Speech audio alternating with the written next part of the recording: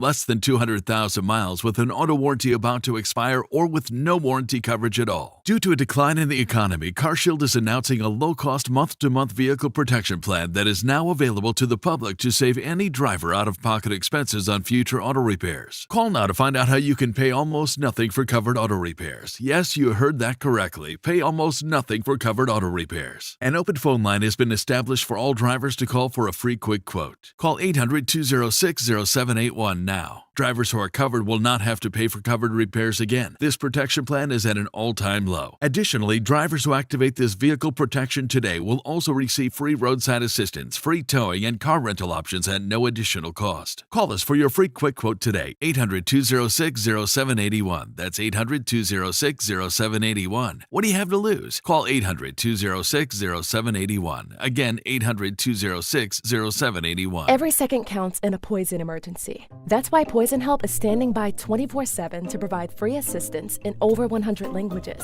Save Poison Help as a contact in your phone today. Poison Help. 1-800-222-1222. Finding great candidates to hire can be like, well, trying to find a needle in a haystack, but not with ZipRecruiter. Its powerful technology actively finds and invites qualified candidates to apply to your job. So while other companies might deliver a lot of hay, ZipRecruiter finds you the needle in the haystack. See why 4 out of 5 employers who post a job on ZipRecruiter get a quality candidate within the first day. Try ZipRecruiter for free at ZipRecruiter.com/free. That's ZipRecruiter.com/free. ZipRecruiter. This hour of the Triangle Sports Leader is powered by Ritchie Law Firm, injury lawyers. Ritchie Law is on top of it. Go to RitchieLaw.com. That's RitchieLaw.com. They score! Broadcasting live from the Eagle Leasing Storage Studio. WCMC HD1 Holly Springs. 99.9 The Fan. The Triangle Sports Leader. I'm WRAL meteorologist Elizabeth Gardner. Yes, it is too hot out there. Be careful. These temperatures are unseasonably hot and will likely break a record high today and tomorrow. Lots of sunshine and dry conditions. Overnight tonight, 68 degrees. But as we move ahead to Thursday, a cold front comes through. That'll bring us a chance of rain through the holiday weekend, but it does cool our temperatures. 3 o'clock check of your money. Dow Jones down 254 points to 49,431. The drag shoots. Low save by Omar. He kept on here. Going across the score! Oh, red hot Logan Stankoven. Now a chance. Kachuk comes it back in. Anderson gets the pad to it. Oh, a huge save there with the right leg. Sent across, looking for it up front. They score! Jackson Blake on a beautiful pass from Keandre Miller. Blake knows it, and he puts Carolina up 2-1. The Drive with Tim Donnelly on 99.9 The Fan. The Drive with Tim Donnelly here on 99.9 The Fan. How you like me now, Montreal? Finally, we know the time. We know the day, Thursday at 8. We know the place, the Lenovo Center. We know the opponent, Montreal. Carolina Hurricanes have been waiting a long time for that assignment. Finally. Eastern Conference Finals are coming to the area. Time to start getting excited. Time to start the build-up, Caniacs. This is The Drive. I'm Tim Donnelly. Dennis Cox producing the show. And as always, we start the show the same way. And that will be with the Big 3 at 3.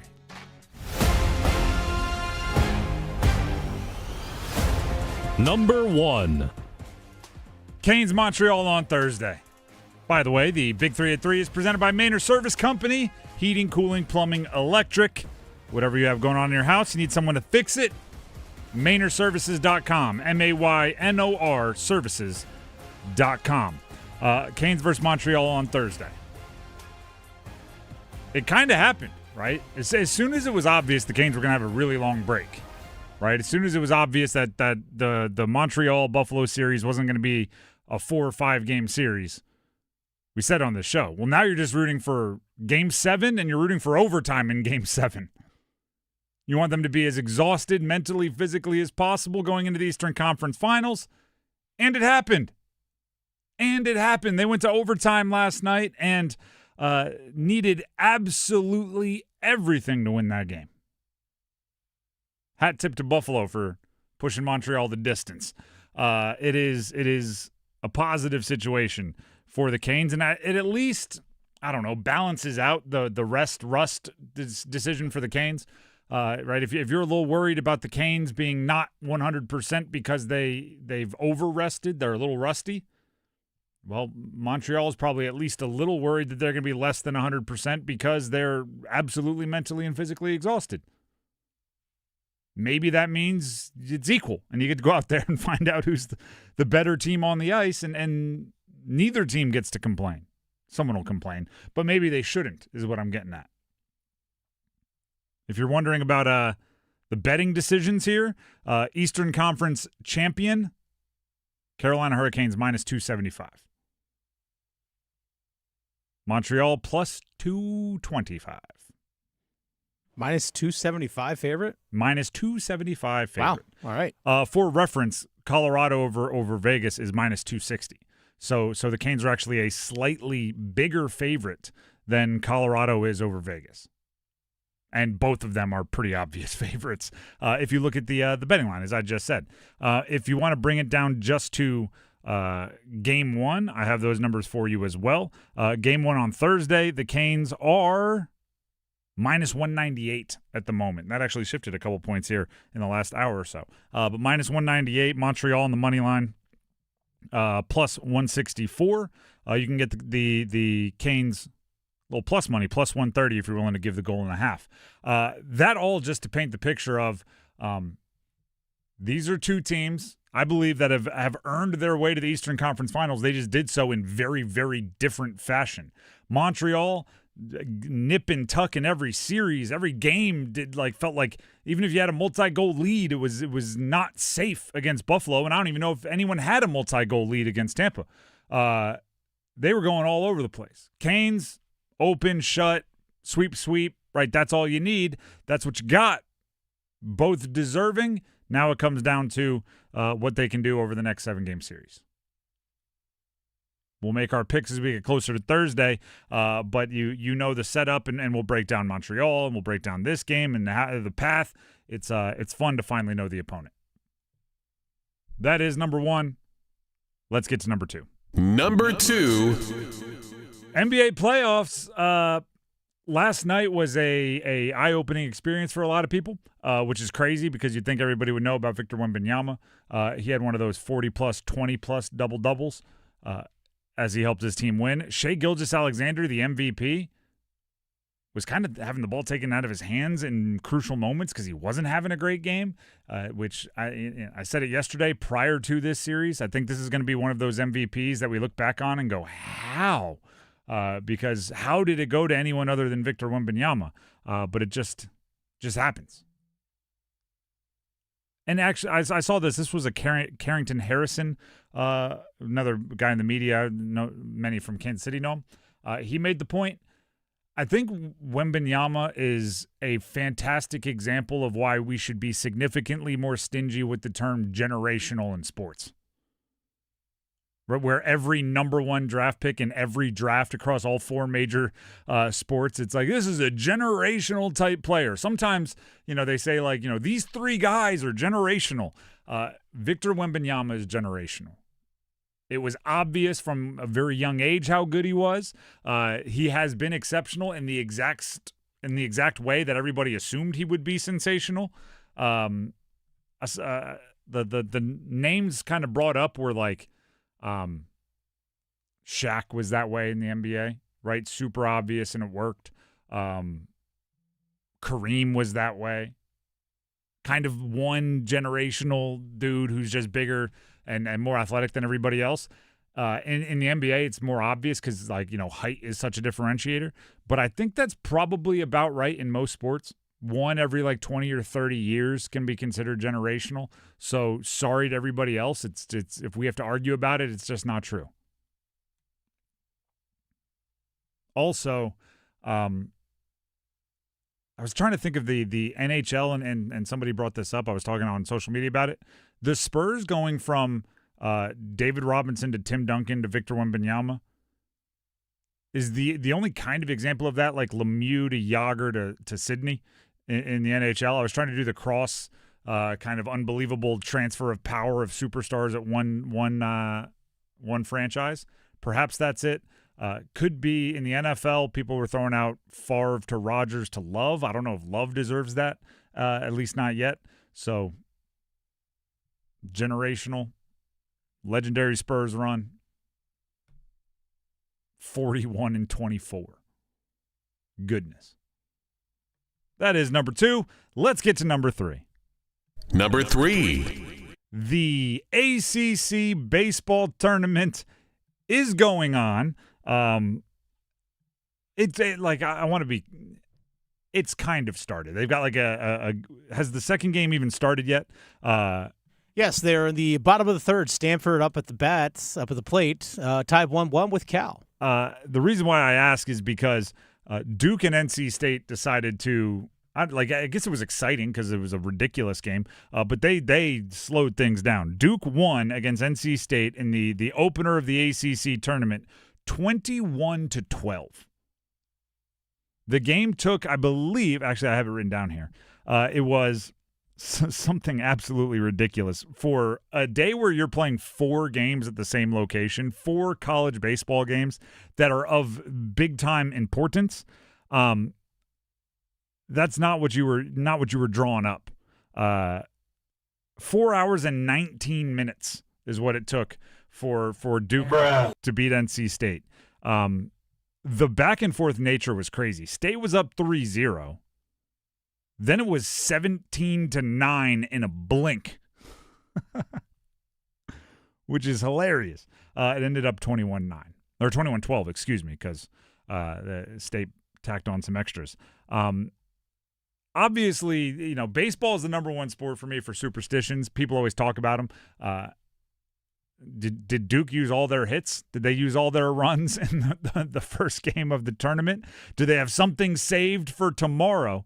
And State, I mean, you think you score 12, your pitcher's got to find the strike zone a little bit more. Shout out to, I think his name was Caden Smith. You want to hear a day that Caden Smith had for Duke? Homered to left center. That was a 2-run home run. Also homered to deep left. That's a grand slam. And then also singled through the left side. That's another 2 RBIs. He had an 8 RBI day. 3 hits, 5 trips to the plate, 2 walks. This was a ridiculous game. And as I brought up, there's still 3 more to go today for the ACC. Bar's been set kind of high. Cal and Stanford, you brought it up. They are in the bottom of the third. A little bit more traditional 1-1 score, but it only takes one crazy inning to get those funny numbers put up there on the scoreboard. Yeah, that final game tonight, that 4th game, that's not going to end until probably 3 a.m. at the rate that these things are going. So this game right now was supposed to first pitch was supposed to be around noon. Correct, and it did not happen until just recently. Like not even an hour ago. So after this game, after the Cal-Stanford game, there's Clemson-Notre Dame originally scheduled for 5. That ain't happening. No. Pittsburgh-Louisville's the nightcap, originally scheduled for 9 p.m. That's not happening. Nope. And then whenever that ends, they might as well keep the lights on because you start again at 9 a.m. tomorrow. So it's if you're a baseball diehard, if you are a true I'd rather put up a tent at the ballpark and just sleep. They should give you that option. If you plan on being there for the Pittsburgh-Louisville game and you plan on being there for the 9 a.m. Duke-Virginia game tomorrow, they should provide you with a tent and a cot and let you sleep in the parking lot because it's probably not worth driving back to the hotel and getting your 2 hours of sleep and turning around and coming right back. But it is kind of glorious if you are that kind of baseball fan. The Drive with Tim Donnelly, 99.9 The Fan. We'll keep you updated on those scores, those results throughout the day. But I mean, let's not mince words. Let's not beat around the bush. Let's not bury the lead. Canes, Montreal. It's finally set. Eastern Conference finals. What are the challenges for Montreal that they bring to the Canes and that they'll face themselves? Coming up next. You hear that? That's the sound of Pepsi Zero Sugar. The better tasting, more refreshing Zero Sugar Cola. Listen to that endless pour. If it sounds this good, just imagine how it tastes. So good. Pepsi Zero Sugar. Let your taste decide. Stop by Handy Hugo's for great deals on your favorite Pepsi products. Head to Handy Hugo's today. Is your heating and air system ready for the warmer weather? Call Newcomb & Company to ensure your system is running at peak performance. As a Comfort Contract customer, you'll get priority service and a 15% discount on all HVAC and plumbing service calls and repairs. Newcomb & Company, your Carrier Factory Authorized dealer, has proudly served our community for more than 70 years, delivering reliable comfort and peace of mind. Call 919-862-3000 or visit newcombandcompany.com. Newcomb & Company, your comfort is our business. Life's great stories are built on yes and. Yes to the big game and the private suite. Yes to the beach and sailing offshore. Yes to traveling the country and exploring new ones. With the new Millionaire for Life from the North Carolina Education Lottery, you can say yes to $1 million now and every year for a lifetime. Millionaire for Life. Winning is just the beginning. Drawing 7 days a week. Must be 18 to play. Approximate overall odds of winning are 1 in 8.47. Problem gambling helpline 877-718-5543. If you think you or someone close to you is having a stroke, we have 2 words for you. Be fast. B for balance, E for eyes, F is in face, A for arms, S for speech, T for time to call 911. Look for changes in balance, vision, or speech, weakness in one arm, a drooping face. Learn the signs at wakemed.org/stroke, because every second counts. Goff to spare. Make a move, trying to get it out front. He does. Chance there for Stahl. Stahl with a backhand. Hall with his shot. That's going to be gloved away by Dobson. Carolina's throwing everything but the kitchen sink at Dobish right now.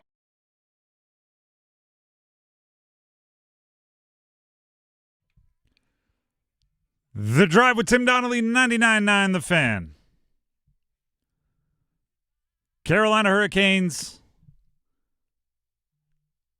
are dealing with, they are still in the middle of, the longest break between playoff series and modern NHL history.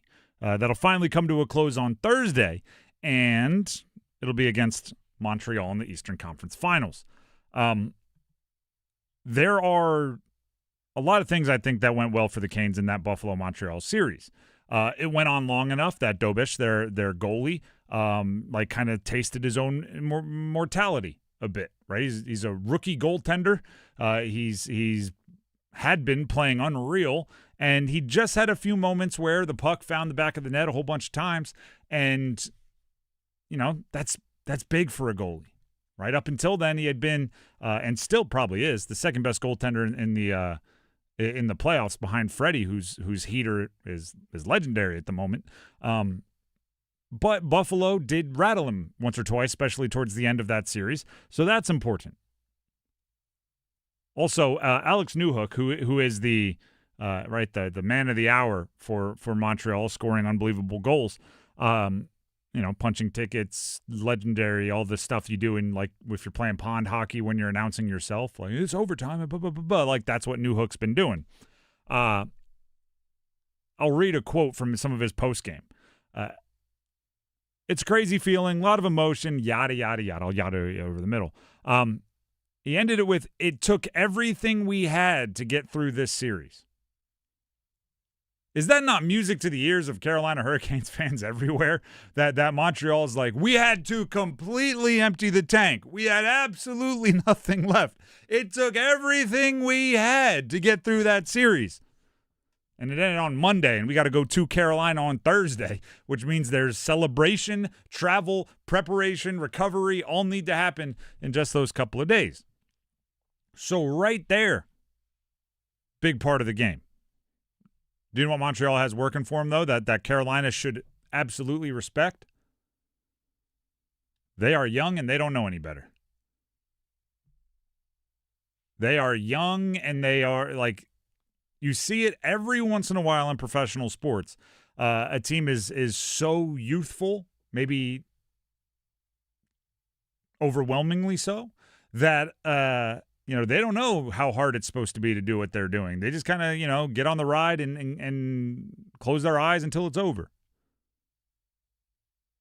I believe I saw, and I think I have it written down here, that Montreal is the youngest NHL team to advance to the conference finals since 1993, averaging about 25.8 points per game. Points per game is not what I meant to say. Average age is what I meant to say. Just when I start, talking in decimals, points per game comes out. Both teams, the 1993 Canadiens and this year's Canadiens, 25.8 years. That's the number I'm trying to tell you. Will you start that over? I got lost. They are both very young. Okay. Montreal averages 25.8 years old on their roster. The youngest team to advance this far in the NHL playoffs since the early 90s. I do often say to athletes who are in their early 20s, like, you're not allowed to be tired, you're 23. Well, Montreal has a lot of those guys. So if Canes fans or even Canes are depending on Montreal being so exhausted that they're ineffective, I think it's part of the story, but I wouldn't anticipate it being a big part of the story. You're going to have to go out there and beat them, is what I'm saying. You're going to have to go out there and handle your business. Now, if you do so early and you land the first bunch of punches, I think a tired body, a tired team might keel over a bit more, but you're going to have to force that. They're not going to willingly do it for you. And then it comes all the way back, talking about the Carolina Hurricanes now, to the same question we've been asking really since the Olympic break. And the answer, this is not a like cons and cons where I make you pick one. The answer can be a billion different things. But the question is, how is this year's Canes team different than the Canes teams in recent history? Right? And the harrowing numbers are there, the most harrowing being since beating the Sabres in Game 7 of the 2006 Eastern Conference Finals. That's the one everybody remembers. The Hurricanes are 1-16 in the Eastern Conference Final. Penguins in 09, Bruins in 19, Panthers twice in 23 and 25. All but the last in sweeps. Now, this Carolina Hurricanes team, as I have argued with many this year, is different. Okay, they score at a more significant rate than a lot of those other teams. They are a bit, I would say, for lack of a better term, pluckier, right? They have a little bit more of the physicality that I'm looking for. The moves they made, Nikolai Ehlers, Keandre Miller, Alexander Nikishin being a full-time player. The development of the young guys, Jackson Blake, Logan Stankoven, well documented. Taylor Hall being the throw-in in the Mikko Rantanen first trade. These differences are wildly important when going into an Eastern Conference Finals, which has notoriously been a ceiling for this core of the Canes.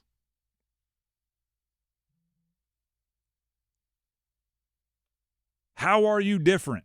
Well, you're experienced. You've been the team in those others. And would you like to have learned it after maybe the first sweep? Sure. But if you needed some time to figure out what it takes to win in the Eastern Conference Finals with this particular group, you've had it. How are they different? Well, you know what? The situation can be part of that. They're playing Montreal. This is let's call a spade and not trying to be disrespectful. This is not last year's Panthers, Florida Panthers, by any stretch of the imagination. It's not the 2023 Florida Panthers by any stretch of the imagination. This is a young team that is catching a groove. They're very opportunistic. They've played the most possible games you can play through 2 rounds of an NHL playoffs. They've played 14 games, and they've found a way to escape both times. But if you're the Carolina Hurricanes, you can say we're different this year in all the ways that we are different, but also we're not facing the same challenges, which sometimes is a good mental reset. No flashbacks, no weird deja vus, which is important. Let's hear from Kevin Weeks, former Cane, NHL Network, who was talking about Montreal and what they will have to do if they want to battle against the Carolina Hurricanes. I think this is an unreal matchup. It will be absolutely epic. Carolina forces you to play at a pace and a tempo that makes you very uncomfortable. You got to see it quickly, you got to identify quickly, make your play, and do it under duress. Now, for Montreal, on the other end of that, they're young, they're fast, they're certainly talented, and I think for the Montreal Canadiens, enjoy the night, get the reset. But as well as they played against Buffalo and as well as Buffalo played against them, they got to raise it another level or two against a rested Carolina Hurricanes team. Rested, understatement there, but I agree. Dennis, one of the questions that is definitely going to be brought up a bunch, and I know it's going to be brought up a bunch because well before we knew it was Montreal, when it was Buffalo or Montreal, and I asked the question, who would you rather face, Montreal or Buffalo? There were a few things that were often cited as the overwhelming majority of Canes fans on the poll that I posted picked Buffalo. Dobish was one. And that's tracks, right? Goaltenders scare everybody in the postseason. Sure. The other was the regular season record. That doesn't bother me. 3-0. Now, and part of it's connected, right? Because Dobish was in net for those three and had a .922 save percentage. So he was a big part of that. You don't think it matters? I actually could see it being the opposite of an advantage for Montreal because Carolina. There's no reason to overlook, right? Like, hey, they beat us 3 times. We have to go out there and take care of business. And when I say overlook, it's obviously not a conscious thing, but it's coming out of a long break. Like, we better be fired up from the opening puck drop because this is a team that got us 3 times. And I mean, it gets even more dramatic the more you look at it. The Hurricanes have lost 4 of their last 23 games. 2 of them were against Montreal. Mm-hmm. The other 2 were Ottawa and Philadelphia. So which point? There you go. And they swept those teams. So I put 0 stock in the regular season because here's the thing. Regular season, you might be playing your 3rd game in 4 days where the other team hasn't played for 2 days beforehand. So the rest might be uneven. You might have traveled in from the night before. So I put 0 stock into that. Plus, for example, go back to the game they played on New Year's Day. You had no Jacob Slavin. You had no Shane Gostisbehere. You had no Seth Jarvis in that game. How much stock are you going to put into a game that happened literally over 4 months ago? None. You put none into it. Okay, well, 2 of them were within the last 23 games. It doesn't matter. It doesn't matter. Okay, you could say it doesn't matter. But if you're discrediting that one for time. Did it matter against Ottawa? They lost to Ottawa and Philadelphia much more recent than they lost to Montreal. Did those games matter? No, they didn't. There were similarities between the games. It's not like they didn't look related. Hey, they went to overtime every time against Flyers, whether they're playing the good guys or the bad guys. They went to overtime against the Flyers. Okay. Ottawa, again, they swept them, and you know how I feel about that, right? Get the win by any means necessary. Those were tight, contested games, right? And they did appear in many ways the matchups that decided a lot of those regular season games did decide a lot of the matchups in the postseason as well. So, there's nothing wrong. Like, if you're scouting a team, you're going to go watch the games you played against that team. Yeah, you are. So, I'm going to look at what they did against Buffalo and what they did against Tampa. Those are the ones because that's how they're playing right now.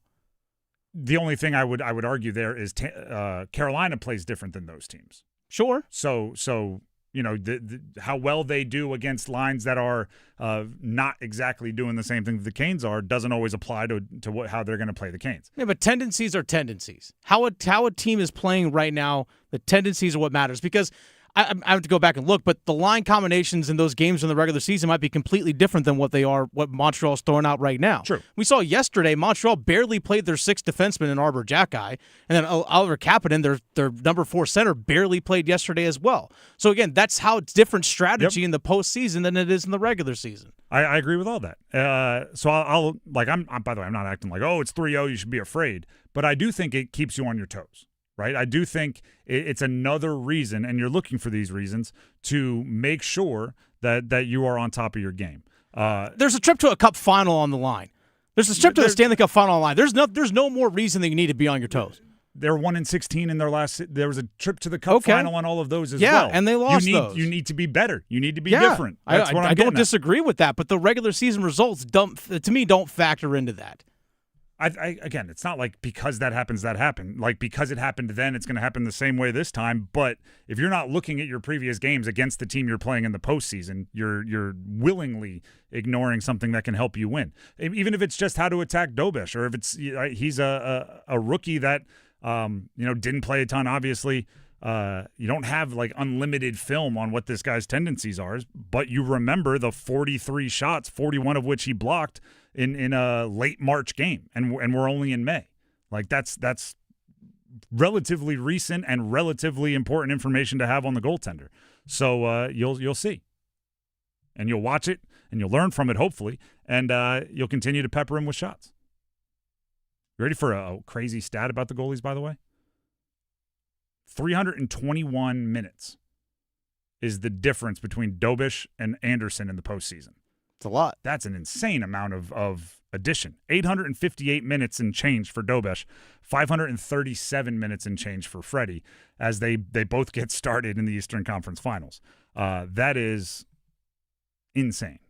The Drive with Tim Donnelly, 99.9 The Fan. There is quite a bit more prep to do between now and Thursday, and we will continue to do it. But if you want to be there for Game 2, by the way, if you want to be there for Game 2, we have a pair of tickets we are giving away as part of our Canes playoff ticket giveaway.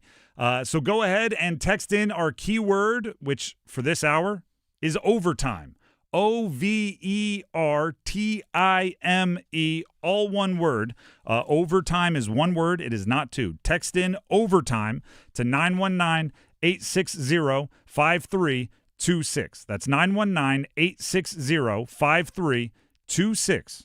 If you send in just the keyword overtime, you will gain this hour's entry to our Canes ticket giveaway. You could win a pair of tickets to see Game 2 at the Lenovo Center between the Canes and, we now know, Montreal. And if you do that before 4 o'clock, because that's when that keyword expires, you'll gain this hour's entry. We will have a different keyword in the 4 o'clock hour and a different keyword even still in the 5 o'clock hour. Today on The Drive, you can get 3 entries into the contest, which means 3 chances at the tickets. Again, for this hour, keyword overtime, number to text it to, 919-860-5326. Don't say I didn't tell you. Up next, we're going to hit the Dean's List. Stick around. T-Mobile has an exclusive bundle for customers 55 and up. I'm Sarah Bowl. Yeah, I'm Frank Bowl. A reliable network is key for us. And with T-Mobile, it's been wonderful. And going to the 55-plus plan saved us so much money. A lot. And that's important. Trying to keep costs down. The home internet's been perfect. It's fast, it's quick. The setup was so easy, it took less than 15 minutes. It was like, ta-da! If you want simplicity, coverage, reliability, you want the whole package, T-Mobile has it. Right now, T-Mobile customers 55 and up can get 2 phone lines on America's best network, plus America's fastest 5G home internet for just $30 each. $30 per month each line with autopay plus taxes and fees. Minimum age 55. Pricing for home internet rely on 2 lines of Essentials Choice 55. $35 connection charge per line required. Best mobile network and fastest 5G home internet based on analysis by Ookla of Speed Test Intelligence Data 2H 2025. All rates reserved. Hey, it's Adam Gold for my friends at FanDuel with a daily reminder that you need to check in with FanDuel every day during the NBA playoffs, because every day FanDuel's serving up a happy hour. We're talking special drops you don't want to miss, profit boost, bonus bets. So check in for a new reward every single day of the NBA playoffs. Do not miss your chance to get a little bit extra out of the action while the Knicks are still involved. I know that's an upset for a lot of people. We thought the Thunder would still be here. We didn't really think the Knicks would. So isn't that great? FanDuel.com/local to get started. FanDuel.com/local. 21 and over and present in North Carolina. Opt-in required. Rewards are non-withdrawable. Restrictions apply, including bonus and token expiration, leg requirements, and maximum wager amount. Gambling problem? Call 877-718-5543 or visit morethanagame.nc.gov. Whether you're in school, whether it's in life, you just got to give it everything you got, and I'm glad I was able to represent that. The Coastal Scholar Athlete of the Month from 99.9 The Fan and Coastal Credit Union. To nominate your athlete, text AWARD to 919-860-5326. Memorial Day deals are at the Home Depot, which means one thing. It's go time. So kick off your planting projects and fill your space with colorful blooms that will thrive in your area. Then protect your flower beds with savings on mulch. On special buy, 4 bags for $10. This Memorial Day, get your backyard ready for summer with low prices guaranteed at the Home Depot. Pricing valid May 14th through May 27th. U.S. only, exclusions apply. See homedepot.com/price match for details.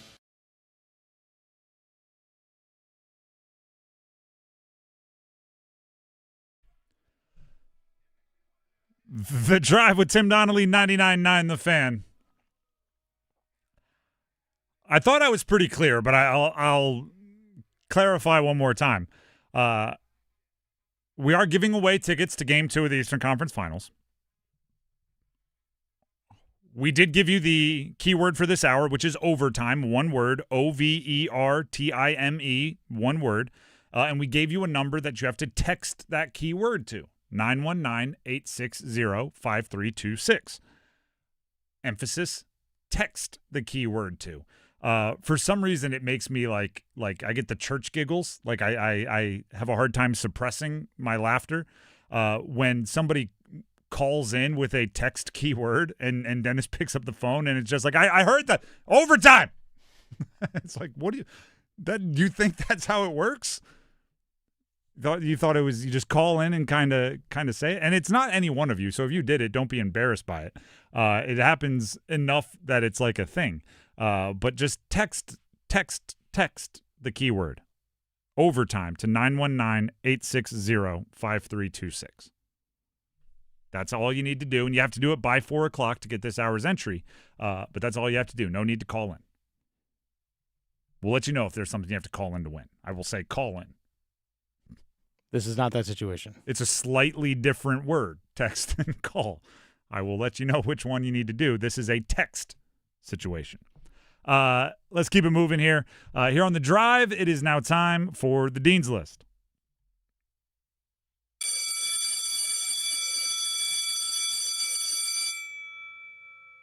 Dean's List, where we highlight those in the college sports world, either directly or indirectly, that are related to the college sports world, because we love college sports in this area.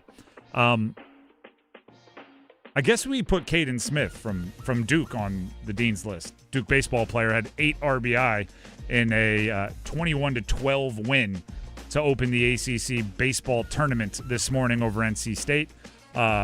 Jake Lambden was the bases clearing triple that put Duke ahead at first, right? There was a little back and forth early on. So Jake Lambden and Caden Smith both end up in the Dean's List for what they did for Duke earlier today. I said we'll keep you updated on those scores, and I will follow through on that. Stanford has opened up a 3-1 lead over Cal. It is the bottom of the fourth. That is just the second game of the ACC baseball tournament of 4 scheduled for today. Duke and State were the opener. More Dean's List here. Oh, this is a follow-up on one of the conversations we had weeks, if not months ago. Eli Woodard, a wide receiver who has decommitted from USC. If you recall, and if you don't, I'll explain it quickly here. I did a boatload of research a couple months ago, and basically I discovered that Rivals, specifically on 3, their recruiting rankings were very much influenced by where a player was committed. If you committed to an ACC school, at least in the 3 ranking updates that I tracked, if you were committed to an ACC school, your ranking was almost certain to go down. If you committed to a Big Ten or SEC school, your recruiting ranking was almost certain to go up, and it didn't really seem to correlate with anything other than where you were committed. Eli Woodard was one of the best examples. It was like the Darwin's finches. It was like one of the cases that made me open my eyes and go, I should research this. He was unranked, a wide receiver, kind of a 3-star, committed to USC. Suddenly he was one of the top 200 recruits in the country. He just committed to USC. So it's kind of gangster, right? You're unranked. You have just a couple offers. You commit to USC because it's the biggest offer. Your recruiting ranking boosts. You decommit. Now there's a whole bunch of teams that want him all across Power Conference because he's this highly ranked recruit. He's playing the system. If the system's going to play you, you play the system. More Dean's List here. How about the old transfer window for college football gets a Dean's List? I'm fascinated to see how this is going to play out. And eligibility, I don't know. There's been 10 eligibility stories over the last couple of days here that have confused me. Shelby Swanson, who works for the News and Observer, tweeted this. Can confirm wideout Shenard Clower, former 3-star recruit out of Lakeland, Florida, and defensive back Ty Adams, former 3-star recruit out of Swainsboro, Georgia, left the UNC program following the conclusion of spring practice. Now, there used to be a transfer window after spring ball. There really isn't anymore. So I don't know where these players are going. If they left the team, they can't enter the portal until after next football season. Teams aren't allowed to take them because they're called ghost transfers and there's supposedly punishments for that. It's almost like some of the old transfer windows were there for a reason. I genuinely don't know where they go. Do they just remain students at UNC until the spring semester next year without playing? Does that count against their eligibility? It's kind of crazy. Dennis, before we wrap up, do you have any Dean's Listers you would like to add? I do actually want to throw one in here. Lewisburg Community College, or their softball teams in the Division II NJ, the National Junior College Athletic Association, in the World Series, the Division II World Series. They won their first game of the World Series today, 4-2 versus Cuyahoga. Nice. Take that, Cuyahoga. Yeah. Aubrey Moore, 3 runs. 3 runs scored or 3 RBIs? 3 runs scored. Oh, wow. Do you know what is one of my favorite things to watch? I don't sit down and watch full softball games often. I love the leadoff slap hitters. The ones that, as they make contact with the ball, are halfway to first and they're just motoring. It's small ball at its finest. I think it's really funny. So I assume anyone that scores a lot of runs is probably, manufacturing their way on base, stealing bases, and then just being knocked home. So good on them. The Drive with Tim Donnelly, 99.9 The Fan. That is the Dean's List. And just, I guess, to provide the both sides of the story here, we have a Montreal fan on the phone. We have Alex, who's actually living up in Boston, but he's actually from upstate New York originally, way upstate in the Adirondacks. So he's a massive Montreal Canadiens fan. All right. Wants to call in and talk Habs Canes real fast. Should we let him on? Let's let him on. All right.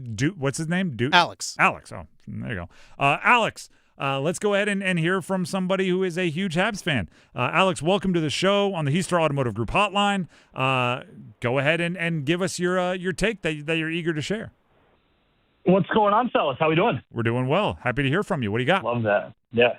Yeah, so you guys were talking earlier about the regular season games, Habs being 3-0 against y'all. Yep. I don't think that matters at all. Okay, let's hear it. I think playoffs are a completely different beast. You saw against Buffalo, our breakouts were atrocious in games 6 and 7. We run a man-to-man D, and with how mobile your D is, we got to tighten that up. We can't we can't press out all the way to the blue line like we've been doing because you guys will walk right down, and then your gunners are gonna make it happen. Your first line, who hasn't really done much, they're gonna show up.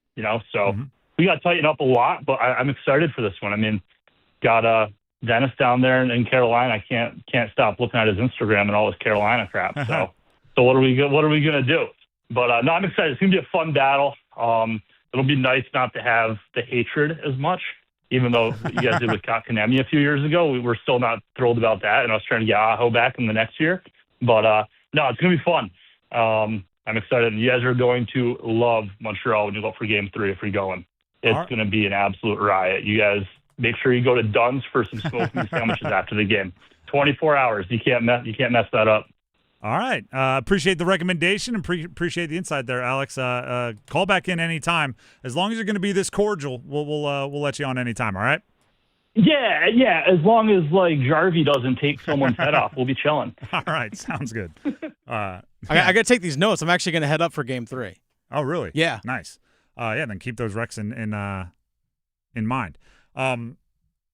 Although you could argue the point he made about, like, how the regular season went versus how the postseason went, which one applies more, would mean the regular season should apply more because they can't do a lot of the things that they did and tried to do against Buffalo, pushing forward, taking those chances, because that Carolina's blue line is going to be able to handle more of that. So, I would not expect them to play the way they played against Colorado against Carolina, because a lot of those mistakes that they overcame against Colorado would be fatal against Carolina. It's not Colorado, excuse me, Buffalo. Getting my teams mixed up. As soon as Buffalo gets eliminated, I'm like, I don't talk about them anymore. I'm talking about the teams that are there. Obviously meant Buffalo there. The Drive with Tim Donnelly, 99.9 The Fan. I did bring up during the Dean's List there that it feels like we are in the twilight zone of eligibility. There are two stories in college sports, one with a former NC State coach, that are blowing my mind. And we'll discuss next. Hey, bud, why so glum? Got laid off again. Wow, you just can't keep a job, can you? You know what? You need to go to Sharky's. They're hiring? No, because they'd never hire you. Evidently, no one will. But Sharky's is a great place. We can play pool, throw darts, there's an outstanding patio, nice folks to visit with, great food. They've got it all. Yeah, having a job isn't always cracked up to be anyway, so I'll try Sharky's. Great decision, bud. Sharky's, 5800 Durley Road. Maybe the greatest neighborhood bar in the world. With other language learning apps, I was just playing games. I wasn't really learning. Babbel's different. Babbel was designed by over 200 language learning experts to be the most effective way to learn another language. Every time I open the app, I can choose to work on my writing, speaking, or listening. And it saves my mistakes for me to review, so I'm constantly improving. Before Babbel, I thought I just wasn't good with languages. But now I'm speaking French. Tout ça, c'est grâce à Babbel. Save up to 50% on your Babbel subscription when you sign up at Babbel.com. Babbel.com. Okay, I have to tell you, I was just looking on eBay where I go for all kinds of things I love, and there it was. That hologram trading card. One of the rarest, the last one I needed for my set. Shiny like the designer handbag of my dreams. One of a kind. eBay had it, and now everyone's asking, ooh, where'd you get your windshield wipers? eBay has all the parts that fit my car. No more annoying, just beautiful. Millions of finds, each with a story. eBay. Things people love. Give me a mountain with lots to do. Give me something simple and true. All I need is sunshine and that cool, refreshing Mountain Dew. So give me my good friends. Give me a Dew. Grab some ice-cold Mountain Dew today. Mountain Dew. Stop by Handy Hugo's for great deals on your favorite Mountain Dew products. Head to Handy Hugo's today. If you've ever reached for a Cheers when your favorite song comes on, you're ready to embrace the haze with Hazy Little Thing from Sierra Nevada. Hazy, citrusy, smooth, juicy but not sweet, hoppy but not bitter, America's best-selling hazy IPA for good reason. Hazy Little Thing, enjoy responsibly.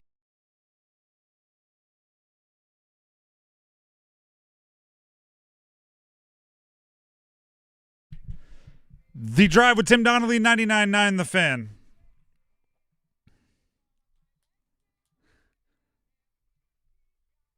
It was last week, perhaps, we did cons and cons on the future of college football, and my concern was if eligibility was tested.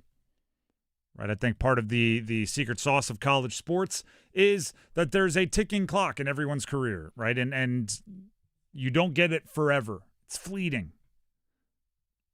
Eligibility right now is at best in a funhouse mirror, looking very different than how you think it should look, right? At best, it is confusing, and we have a few examples of it here.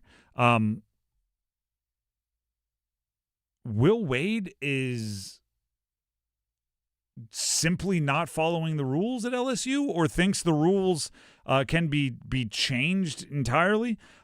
Maybe there's some, like, no matter what the rules are, Will Wade won't follow them when he's at LSU because we know what happened last time he was there. A report from an Israeli publication. Yeah, it happens, but it's an Israeli player.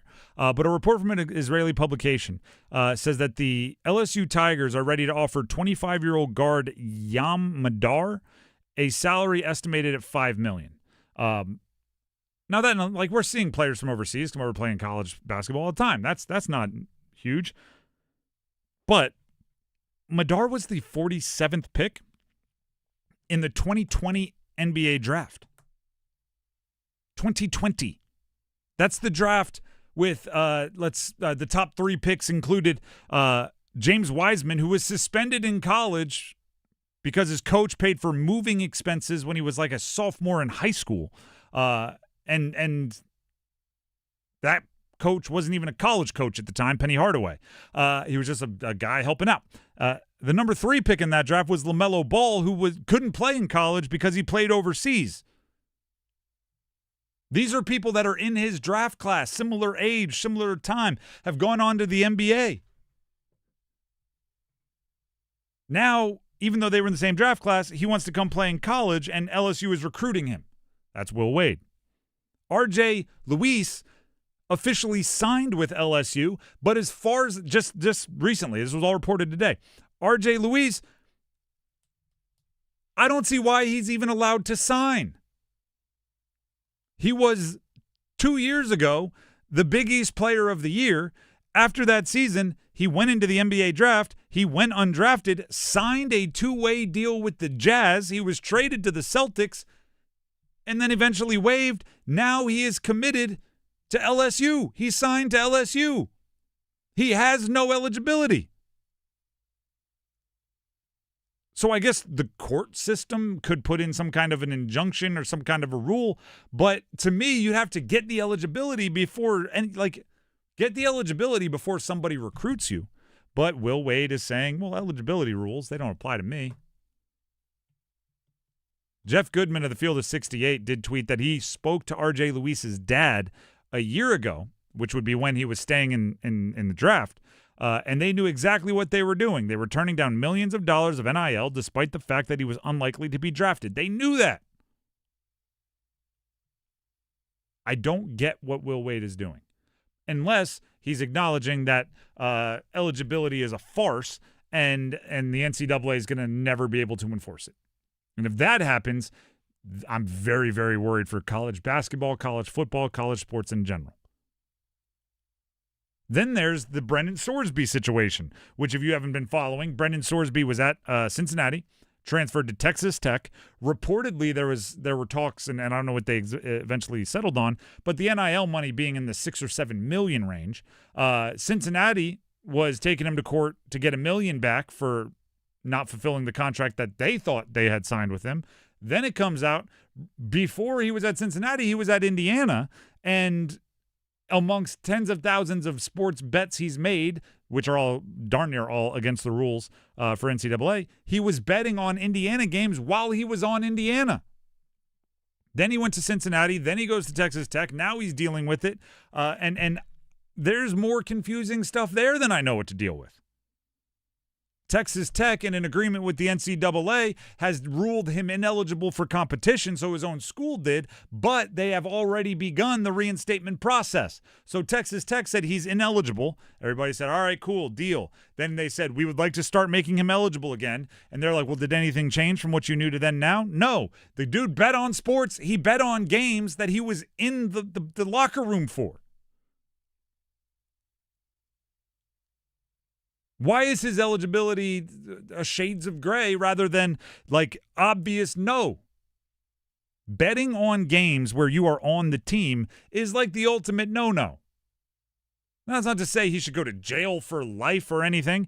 I think the punishment should fit the infraction. He could go into the NFL. He could be a supplemental draft candidate. He still play the game. But what are we doing here with the eligibility? And more importantly, is there anything the NCAA can do to combat this. Like, what the NCAA needs somehow is one of two things. One is just a wide array of super vague court precedents set where the courts back them up on all of their eligibility rulings, and I'm talking all of. So there's less motivation for teams and players and coaches to even try this kind of end around on them. Or you need to get the players unionized so you can collectively bargain against them, which means they would be employees and open up a whole other can of worms for the schools. But then at least you could say they agreed to it. When we say you're ineligible, you're ineligible. The rules had been collectively bargained. Will Wade at LSU and Texas Tech here with Brendan Sorsby are both kind of doing the same thing, which is saying we know what rules you've set. We don't think you can prevent us from breaking them, so we're just going to do it. It's as if you are like the I don't even know, the biggest dude in a bar, and you take someone's seat and they're like, man, everybody knows the rules, right? Like, you know, you go up to use the bathroom, your seat's there, and they just don't do it because they're like, yeah, I agree, it's the rules. I agree that's what most people follow, but you can't do anything to make me move, so I'm not going to. Only instead of being like the biggest dude and like having an MMA background, all LSU and Texas Tech have is oodles and noodles of money and lawyers. And apparently a desire for people that should not be eligible to play for them. I mean, LSU reportedly offered $5 million to a guy that was in the same draft class as LaMelo Ball. LaMelo Ball. Who's on a max contract.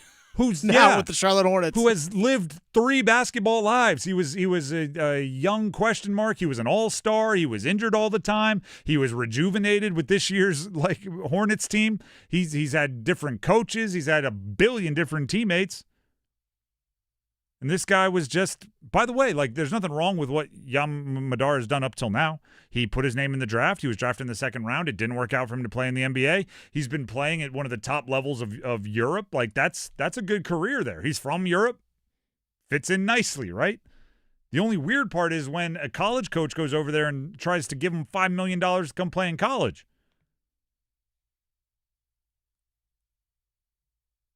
The eligibility issue is, to me, the biggest issue facing college sports.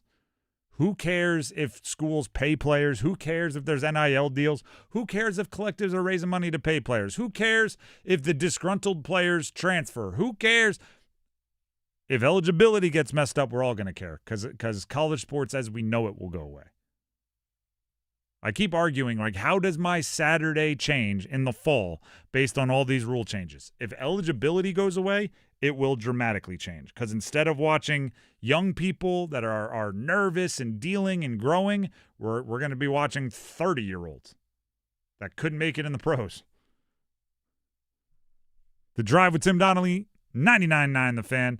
You have about 5 more minutes, not even 4 minutes and 20 seconds left to text the keyword overtime. That's overtime, one word, OVERTIME to 919-860-5326. If you do that within the next 4 minutes, and you haven't done so already, you will gain an entry into the Canes playoff ticket giveaway we're running.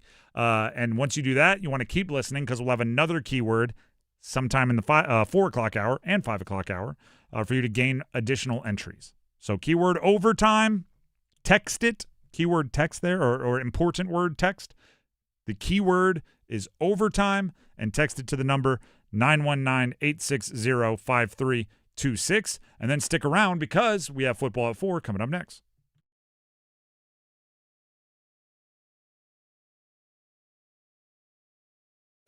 It's bow time.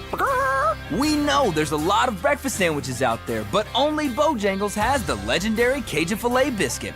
Shake things up with a boldly seasoned chicken breast on a fluffy, made-from-scratch biscuit with bow rounds and your choice of drink. So when you're craving something bold, something different, something that takes breakfast to a whole new level, the Cajun Filet Biscuit is waiting for you, along with crispy bow rounds and a drink. Order in the app or at Bojangles today. It's bow time. It's bow time. Time to satisfy your craving for Cajun with a Bojangles Cajun Filet Biscuit. Bojangles Cajun Filet Biscuits are served all day, every day. And with that biscuit, why not add Bo's Iced Coffee?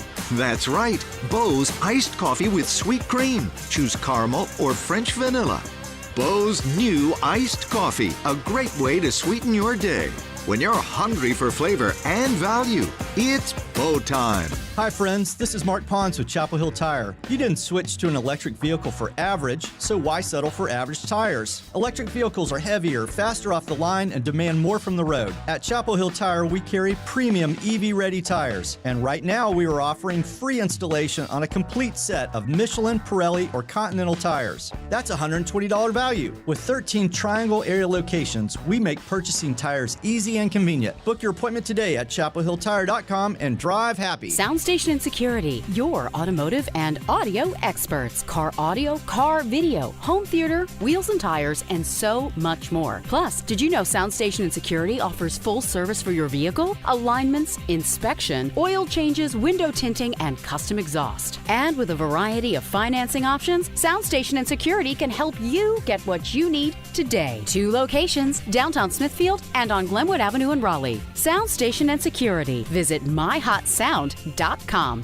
I'm attorney Brian Ritchie. Big truck accidents can cause life-changing injuries, and life-changing injuries deserve life-changing money. I know big truck wrecks, and I know how to fight those big insurance companies. If you've been hurt by a big truck, contact us at ritchielaw.com. I'm on top of it. Broadcasting live from the Eagle Leasing Storage Studio. WCMC HD1 Holly Springs. 99.9 The Fan. The Triangle Sports Leader.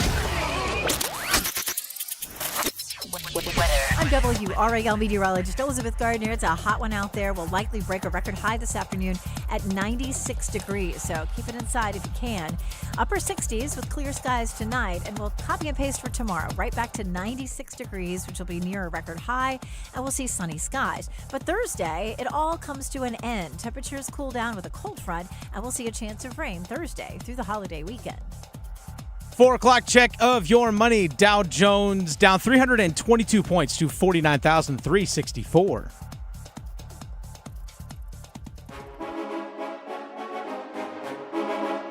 Let's move the chains. Time for football at 4. The Drive with Tim Donnelly, 99.9 The Fan. Football at 4. Carolina Panthers. I realized, and this happens in college or in football of all levels, really. Quarterbacks are spotlight magnets, right? If there's a conversation, it's all going to center around the quarterback. It's going to be quarterback, and sometimes spotlight or magnifying glass, whatever you want to call it, that should be aimed at someone else, starts aimed somewhere else, and then tractor beams over to the quarterback. And I think that's happening with one particular Carolina Panther. Not a player, by the way. It's Dave Canales, head coach, Carolina Panthers. And the put up or shut up season for Dave Canales, or it's tied to Bryce Young. Okay? So Bryce Young, when he took over the Carolina Panthers, just had oodles and oodles of excuses, right? Offensive line wasn't good enough. Receivers weren't getting open. Play callers were being flipped seemingly monthly. Head coach wasn't doing his job. Ownership wasn't being patient with anybody. Like when Bryce Young took over, there were all of these excuses. So basically, the last 2 years have been spent slowly fixing those excuses. Right, they first started by spending a bunch of money on the offensive line. Then they used first-round picks on wide receivers. Then they got the defense together. Now they're changing the play caller, and they keep just doing little fixes. And because of that, I've been talking quite often about how this upcoming year is kind of a no-excuses season for Bryce. And not to say that there's, no flaws in the roster, but it's to say no roster is completely flawless. And this year's the team looks good enough that a run-of-the-mill slightly above average starting quarterback in the NFL will look good with the supporting cast that's been put around him. And we could go through the entirety of the offense. We could talk about how the defense is dramatically improved. We could talk about how any flaws that we blamed on the play caller in year past, they're at least trying something new with Brad Idzik taking over. We could talk about all that. And once you start talking about it, that's a conversation that ignites response, and it ignites more questions. And then suddenly you've talked about the quarterback for an hour and a half. When I think it's about equally so, you look at Dave Canales and go, it's a very similar situation. When Dave Canales and Dan Morgan took over the Carolina Panthers, it was built in with a lot of reasons for why it would not start pretty.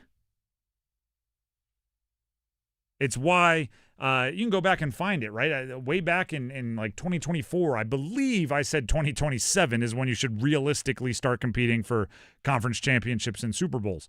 And it was simply because you look at the roster, you look at the draft picks they had, you look at the cap situation they had. It wasn't a one fixed thing. But similar to what we just talked about with Bryce, they've slowly fixed things for Dave Canales as well. And they've slowly honed even the way that he handles the team, right? Because at first he was brought in because of his offensive rehabilitation touch, right? He had been around Geno Smith when he was flipped into a productive starter in Seattle. He had been around Baker Mayfield when he completed his redemption arc down there in Tampa. He had called the plays for his 1 year in Tampa. Now he's in Carolina and he's not even calling the plays. So they have completely adjusted his role. All the way down to former Detroit Lions and Indianapolis Colts head coach Jim Caldwell is not returning as a senior assistant coach. Something that he had been doing since even pre Dave Canales. And he's replaced by, ready for this, a longtime former associate head coach of the Seattle Seahawks, who worked alongside Dave Canales for several years under Pete Carroll, which is just another way that Canales is surrounding himself with hand-picked choices at every single level of the program. So what excuses does Dave Canales have not to put together, I'm not asking for the biggest, craziest things, a winning team? Or at least a team that passes the eye test in much more obvious ways. And if you blame Bryce, part of it has to be on Dave because he has backed Bryce up at every step of the way. And if you blame Dan Morgan, well, guess what? Dave Canales and Dan Morgan have been buddies this entire time. They spent time in Seattle together. This, to me, is a I don't want to put any kind of like pass-fail on it. Like, if Dave Canales doesn't do this, he should be fired. Because I'm not sure that's the case. But I do think it's a season where the legitimate reasons, the anchors, the parachutes when you're doing sprints that are holding you back from running your perfect speed, your optimal speed, have mostly been removed for Dave Canales. So if it doesn't work this year, I would expect big changes from the way that Dave Canales does things, perhaps personnel, perhaps the roster. I don't know, but this is a year where it's like you've been building to it since you took over. And I agree that where you started wasn't like sea level. You started in a hole. So you had to do some damage control well before you ever got to the point where you were building something in the way you wanted to build it. But now those excuses are significantly less. And again, it's not a perfect roster, but there really aren't perfect rosters out there. There aren't. I mean, it may be 3 or 4 in the history of the NFL. And that they hit that perfect roster for like a year, and then it went back to being flawed. You can't look at any part of this roster and not see Dave Canales' fingerprints. Whether it's how they've built the roster, the way they operate, the vibes around the room. Remember when he took over, it was like a stark contrast. All of the, I just love playing. Do you have the go to the clip about loving playing football? All of the, go ahead if you got it. I feel great about playing football right now. The little anecdotes that we learned about how he loves to like run out before practice and make sure all the tackling dummies are lined up just so, like all the stuff, the culture setting, that was in stark contrast to everything else we heard about the Carolina Panthers. Now everybody's kind of fallen in line. Now that's what we hear about the Panthers. Now everybody's got a smile on their face walking to the practice field. Right now, everybody's taking on the image of Dave Canales. If it doesn't work, it's not like, this team that was put together by Frank Reich isn't making it happen. This team that was put together by Fitterer isn't gonna work. I mean, they had to do some things that I don't believe they wanted to do, Dan Morgan and Dave Canales, just to help themselves get out from under the hole that they took the job under. Right? I don't think they wanted to move on from Brian Burns. But the situation, how far it had already gotten in negotiations, they had to cut bait. And then a few years later, what'd they do? They went and signed Jalen Phillips at a similar position to be that guy. They're now ready for it. And they can eat those cap hits that are going to be quite large. Right? They're working their way around. So I just want to make sure that we don't sit around and put so much spotlight, so much magnifying glass on Bryce that other people who should also be giving the old like true evaluation based on the last few years are slipping through. And again, if it doesn't go well, I want to be clear. I don't want to have you all bring this clip up on YouTube a year from now and go, you said if it didn't go well that Dave Canales should be fired. I'm not saying that. I'm saying if it doesn't go well this year, you're going to have to acknowledge you've been part of why it didn't go well. It's not just blaming the people before you. This is like another example for this for sports fans of all levels. Back pre-transfer portal, after you, like a college basketball coach takes over a team and you get 3 or 4 years into them being the head coach, suddenly it's no longer like, well, he's trying to win with someone else's guys. Right? Not with the transfer portal, you don't have to worry about that anymore. But 3 or 4 years in, it started to become like, no, you're responsible for this. If it's not working well, that's on you. I'm kind of there with Dave Canales. Like, it's no longer like, the culture wasn't good when I took over. It's like, well, now it's your culture. Oh, the roster, it was in problems. This was a problem. Well, you and Dan Morgan, this is your roster now. You had opportunities to change things, so the ones you kept, you choose to keep, and you had opportunities to bring in guys, so the guys you brought in, you chose. This is year 4. I want an Elite 8, right? It's that kind of deal for certain programs, right? Year 4, I want an Elite 8, and if not, you better show me the ways you messed up, not, hey, I'm still just trying to get over the guy, what he left me. Bryce Young, Dave Canales, similar situations. The Drive with Tim Donnelly, 99.9 The Fan. Ooh, Dennis just whispered in my headset, keyword. It is time. All right, I'm not going to make a Chad Ochocinco the way he pronounces this keyword joke because I don't want to confuse anybody.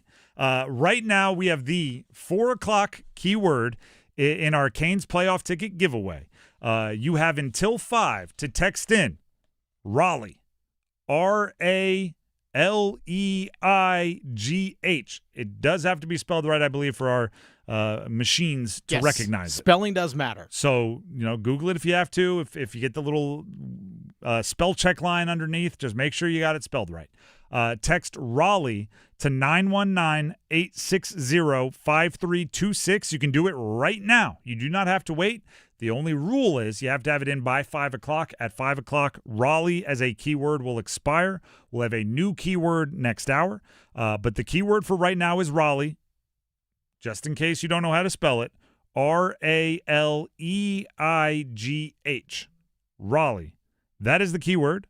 And the number to text it to, emphasis text, is 919-860-5326. If you do that, you will have an entry, this hour's entry, into our Canes ticket giveaway, and you may win. This could be the text that wins you tickets to Game 2 Eastern Conference Finals hockey.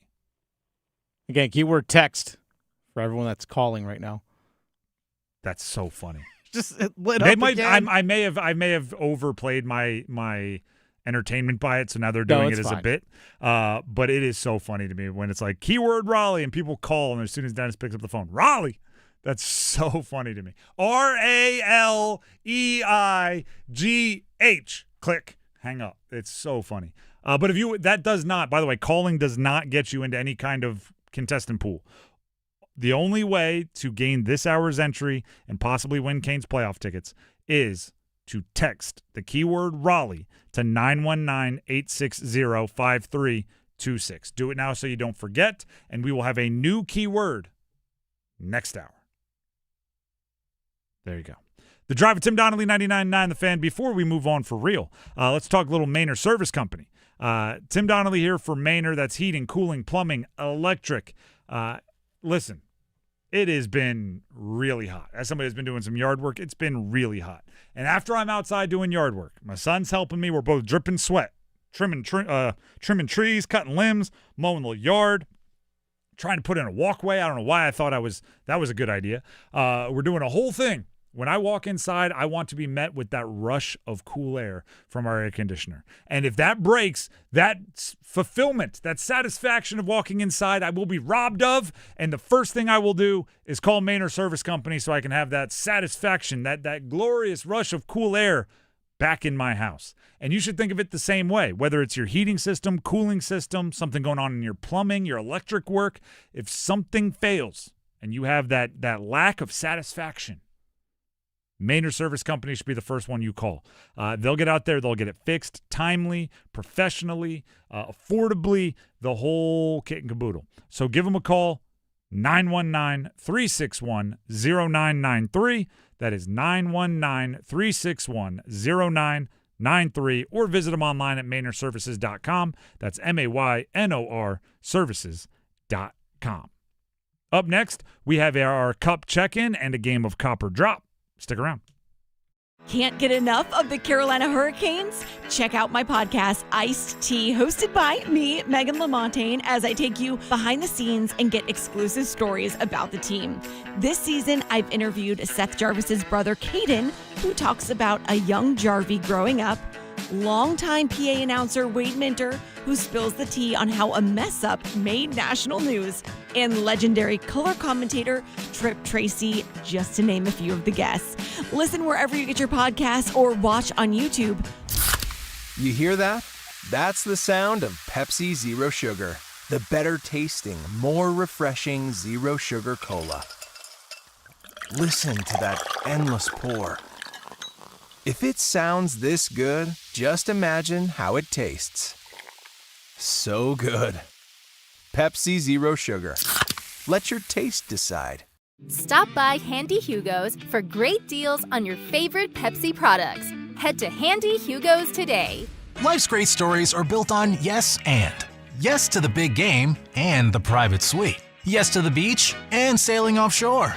Yes to traveling the country and exploring new ones. With the new Millionaire for Life from the North Carolina Education Lottery, you can say yes to $1 million now and every year for a lifetime. Millionaire for Life. Winning is just the beginning. Drawing 7 days a week.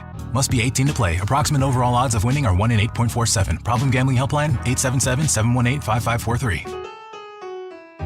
At Wake Orthopedics Urgent Care, we spend days, nights, and weekends in 3 convenient locations providing specialized care for kids and adults. Sprains and strains, shoulders and knees, fractures, hammies, and more. All that and all without an appointment. Walk in or limp in, either way you'll get the care you need whenever you need it. Visit us today at wakemed.org.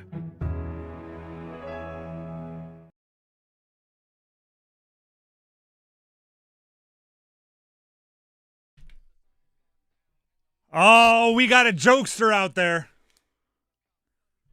Mike in Twitter world. He tweeted at Dennis and I, Raleigh.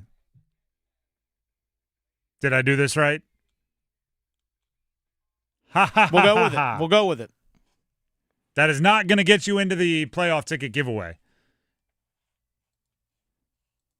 but it is kind of funny. I chuckled.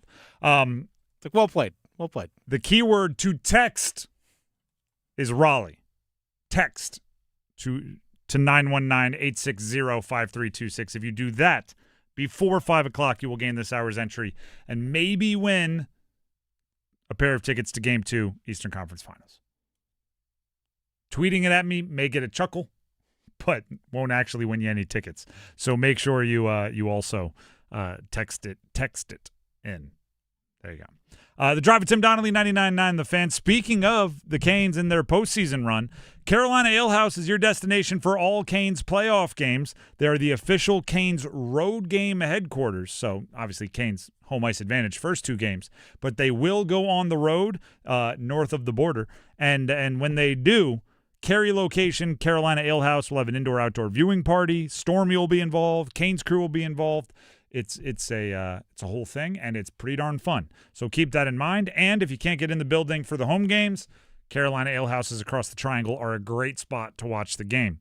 And they sponsor our 99.9 The Fan Cup check-in. So thank you to Carolina Ale House, the official sponsor of 99.9 The Fan Cup check-in. Our Cup check-in today is our very own Adam Gold here at 99.9 The Fan, checking in with EJ Hradek of NHL Network to talk, obviously, by the Eastern Conference Finals coming up. Here is the Cup check-in. Canes and the Canadiens, the matchup, broadly, how do you see it? Well, I mean, I think that the Carolina Hurricanes are in a great position. I mean, they're well-rested. They're healthy. Guys are playing well. The goaltender has been phenomenal. So, yeah, I mean, all things are good in those terms. Now, I mean, I don't know. You saw the games. They played Montreal 3 times, twice in March, 2 times in Carolina this year. Montreal was able to rally in all those games and win. They were behind at different stages, I believe, in all 3. In the last 2 in particular, Jacob Dolbish played extremely well. I think the last game you maybe outshot the Canadiens like 44-18, something along those lines. Yep.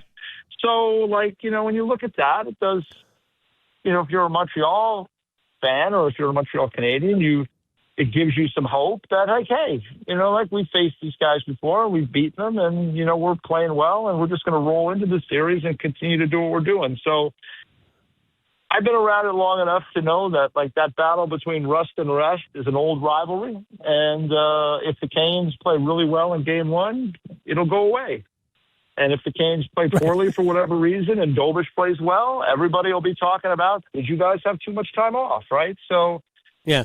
I think Carolina's in a great spot. I mean, they've been knocking on the door. Adam, we've had these conversations going back for several years now. They've been knocking on the door. I think the door is open, and they've got to walk through it. And to do it, they've got to be, you know, I think a pesky and a potentially dangerous Montreal team that's already kind of been tested through these first 2 rounds. So we'll see how it goes. But I think Carolina, on paper, they should win the series.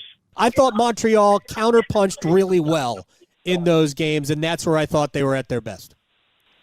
Yeah, I mean, I think that's kind of what they do, and, you know, we've seen it over the years, right? A hot goaltender should make all the difference. I mean, by all accounts, you should be getting ready for the Buffalo Sabres after last night, right? I mean, the Sabres had a number of great chances in the game, and Dolbish was able, for whatever reason, to make saves. I was up in Montreal for games 3 and 6, and particularly after Game 3 when they won and being around him and seeing, like, the love affair that was going on between this young rookie and the fans there on that particular night. And, you know, he's just one of those unique cats that, like, he just keeps moving forward. And when he's, you know, he'll play well. Didn't play that well in Game 6 and turned around and was really good in Game 7. So that's probably the biggest concern. I mean, we had Taylor Hall on our show last night or last week, and he mentioned by name. He goes, "Oh, that young goalie Dolbish is, you know, pretty good. He's a little scary."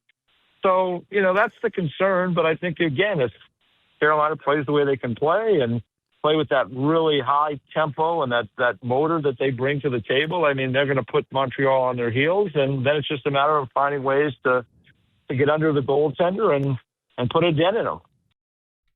The Drive with Tim Donnelly, 99.9 The Fan. Thank you to EJ Hradek and our very own Adam Gold for that Cup check-in here on 99.9 The Fan. And thank you to Carolina Ale House, the official sponsor of our 99.9 The Fan Cup check-ins. And check them out for a game. Speaking of checking in, check them out check out Carolina Ale House if you need a spot to watch the game amongst like-minded Carolina fans and maybe an occasional out of position fan of another team. But it's a great spot to watch a game. Food, drink, all on point. The Drive with Tim Donnelly, 99.9 The Fan. Let's go ahead and jump into our traditional Tuesday game, something we call Copper Drop. You want true enlightenment? Well, I'm dropping. All right, Tim, we have a poll question going up on our YouTube live chat right now. How many games will the Carolina versus Montreal series last? 4, 5, 6, or 7 games? So I'm going to ask you this question based off that. Cop or drop, the series between Carolina and Montreal goes at least 6 games. Cop or drop? Carolina, Montreal, at least 6 games. Mm-hmm. I do reserve the right to change this on my official prediction, but as of right now, I'm leaning towards Canes in 5. So, and actually, I'll play this. I think 5 and 6 are kind of equal, but I think it's much more likely to go 4 than 7. So, statistics show that there's a greater percentage of it going under the 5.5 or whatever we need to. So, I am dropping that it goes 6 or more. Okay, you're dropping it. Okay. What did the people say? And that is still open, right? So if yes. So if you want to go vote, if you want your opinion heard, head to 99.9 The Fan on YouTube, live stream this show. What's going on out there, YouTube world? Head into the comments, and there'll be a post. There'll be a poll in there that you can vote on for how many games it's going to go. Right now, 19% of the voters say 4 games, 30% say 5, 46% say 6 games, and 6% of the people say 7. Again, that's just how long the series is going to last, not necessarily who's going to win it, just the length of time. Just how many games will the Carolina versus Montreal series take? Can you tell I'm a homer? I didn't even consider that a poll would be asking what would happen if Montreal wins. That is funny. You didn't say Carolina's going to win, but my brain definitely heard it. That is funny. That's fair. That's your one-track mind. That's okay. Yeah. You know what your North Star is there, Tim. That's all right. that is like witnesses matter in like crime investigations and stuff. And I definitely heard something that was not said, which says something about the human memory. All right, let's go to actually go onto the actual ice again. Once we're going the Carolina Hurricanes, the line of Sebastian Aho, Andrei Svechnikov, and Seth Jarvis. Those 3 guys will combine for 4 or more goals scored in the series. Cop or drop? I'm copping. I'm kind of floating this as a prediction that it's not outlandish for their talent level. It's just outlandish for what they've been doing so far in the postseason. I'm floating like a goal per game for that line, and obviously it'll go at least 4. So I'm gonna go ahead and cop it. I think Svech is, I'm a big fantasy football player, so they always talk about touchdown regression.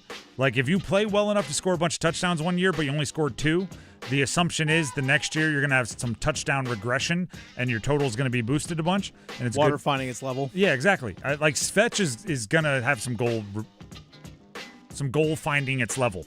Because he's been playing well enough, and he's been shooting often enough, and he's been aggressive enough to score goals, and he really hasn't been rewarded. Jarvis, we never learned anything about it. I think he was, dealing with maybe a illness, injury, I don't know, early in the postseason. I think this break may have served him well, so I'm hoping for big things from him. And Aho is going to be Aho, right? If those guys are scoring, he'll toss a couple in as well. Obviously, he got the empty netters last series. I'd like to see him some more power play opportunity goals. So, I think they get at least the 4. I think was the number we're talking about. So I'm copping. Okay. One more on ice question here for the Carolina Hurricanes: cop or drop? The line of Logan Stankoven, Taylor Hall, and Jackson Blake will once again have the most points in this series of any line. Cop or drop? Yeah, I'm copping. So I have a rule when I kind of treat this like I'm gambling. I'm not putting money on these because, not all of these things even have lines available publicly. But I have a rule. It's called bet the streak, and you can only be wrong once, right? So, like if somebody has scored a goal in every game, you go, all right, I'm betting on them to score an anytime goal, in every game until the streak breaks. You bet the streak. And guess what? You'll be wrong once, right? When that streak ends, you'll be wrong. But if you bet for the streak to end, you can be wrong infinity times, right? If somebody scored, goals in 3 straight games and you go, I'm betting him to score no goals under 1 point until, the streak is over, you could be wrong a whole bunch. So I will guarantee myself no more than one wrong and stay on the hottest line for the Canes this postseason and say the Stankoven line, which is obviously joined by Jackson Blake and Taylor Hall, will once again lead the series in points. All right, let's switch things over to football real quick. All right. You just talked about head coach Dave Canales and the Carolina Panthers. Cop or drop? Dave Canales will fire a coach mid-season this upcoming year. Cop or drop? Interesting. I'm going to drop. I'm going to drop because I don't anticipate things going completely off the rails this year. I'm not saying they're going to live up to expectations, but the only way I see Dave Canales, who appears to be much more like, hey, let's ride it out than like first sign of trouble making big changes. He appears to be more patient. A different person might say stubborn, right? Like it just all depends if you're glass half full or glass half empty on the personality trait. The only way I see them making in-season changes is if they're like 1-8. And I don't see them being 1-8. So as long as they sprinkle in, as they did last year pretty well, like those surprising wins mixed in amongst their rough patches, I don't see a reason for him to make those big drastic changes based on what we know about him. I think that's fair. Again, like they're going to be kind of around-ish 500, somewhere around that at some point. As long during the course of the season, so it's kind of hard to make a change in that regard. Yeah, and the one thing that I think a good defense does, and I think they will have a good defense this year, is it makes your losses not seem embarrassing, right? If you're losing with a good defense but a worse offense, like a bad offense, you're losing like 24-14, right? You're losing 17-9, and if you just look at the offense, those are hideous. Mm-hmm. But the final scores are like, hey, you know what? You're in it, right? So a good defense can keep you from being like impulsive with changes because you're like, we're not far, right? We just need to make a few adjustments. We don't need to really change big things. We're not far from winning these games, even though you might be, right? Your offense might be a million miles from scoring 30 points. But it doesn't seem like that because your defense has only given up 21. So I think the defense will be good this year just based on talent, barring injuries. They got a lot of dudes over there. And the offense will flash enough to keep people's jobs. All right, next one here, cop or drop? Early look at the NFL MVP, Drake May will finish in the top 3 of MVP voting once again, cop or drop? I'm dropping. Okay. I'm a big fan of Drake May. And can we operate, I think it's fair to operate as if he has A.J. Brown this upcoming year. All indicators are June 2nd or whatever, whenever the cap situation. Basically in 2 weeks. He'll be a Patriot. The issue with like a Drake May MVP campaign is you're not supposed to, but everybody is judged off of their previous season. And he set the bar really, really high last year in the regular season. Playoffs came back down to earth. But he could complete like 70% of his passes, and people will be like, well, that's what Drake May does. And that's unfair because it's still really, really hard to do. It's why I was seeing it's why like Lamar Jackson does so well in MVP voting because in between his MVP seasons, he has seasons where he's hurt and he doesn't play well. Yeah. So then the next year it's like, whoa, he's back, and you're real excited about it. And it's why Tom Brady and or Peyton Manning didn't win the MVP every year because we were judging them on their own basis of production. So Drake May set the bar really, really high last year. You could argue he could be a little bit worse and still be like a top 5 MVP guy. But if he's a little bit worse, it's going to be seen as this big dramatic thing, and he won't be anywhere near the top of the MVP. So I don't think he soars as close to the sun as he did last year in the national media eyes. All right, final one here for you. Let's hear it. Cop or drop? A quarterback from each of the three schools in the Triangle, Duke, State, Carolina, will all be a Week 1 starter in the NFL. Cop or drop. All three schools. I wish I paid more attention to Daniel Jones' rehab. Is he expected to be back? I believe so. Okay, then I'm copping. Then don't forget Riley Leonard's there. I guess he's a Notre Dame guy. I was going to say, do we count him? I don't know. That's interesting. 3/4? I don't know.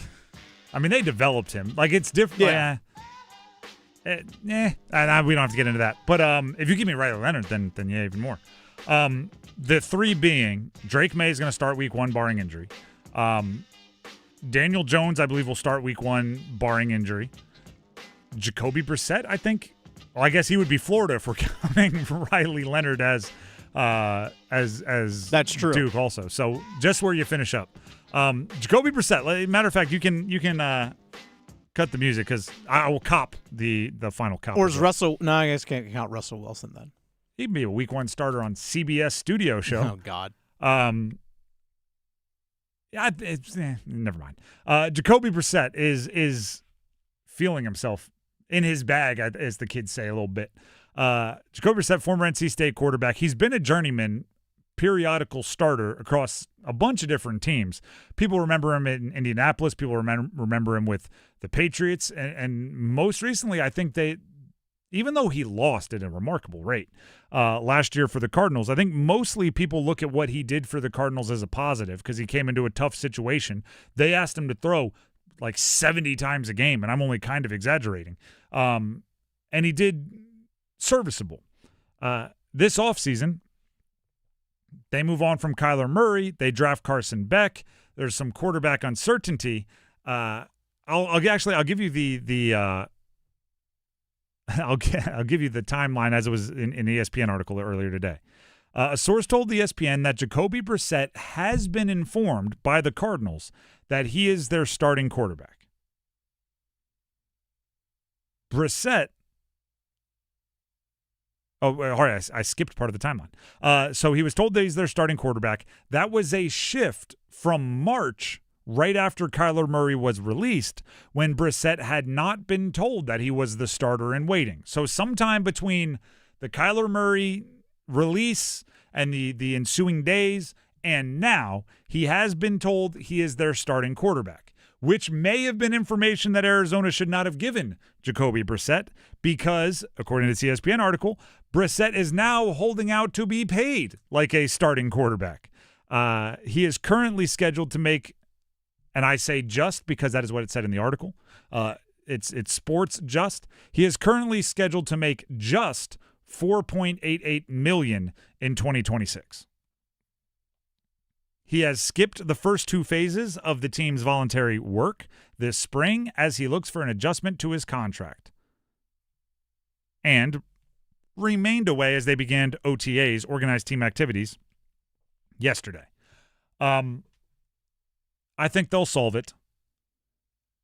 I don't think, like, when you hear starter money, I think for most people, your eyes get really, really afraid that it's like $45 million.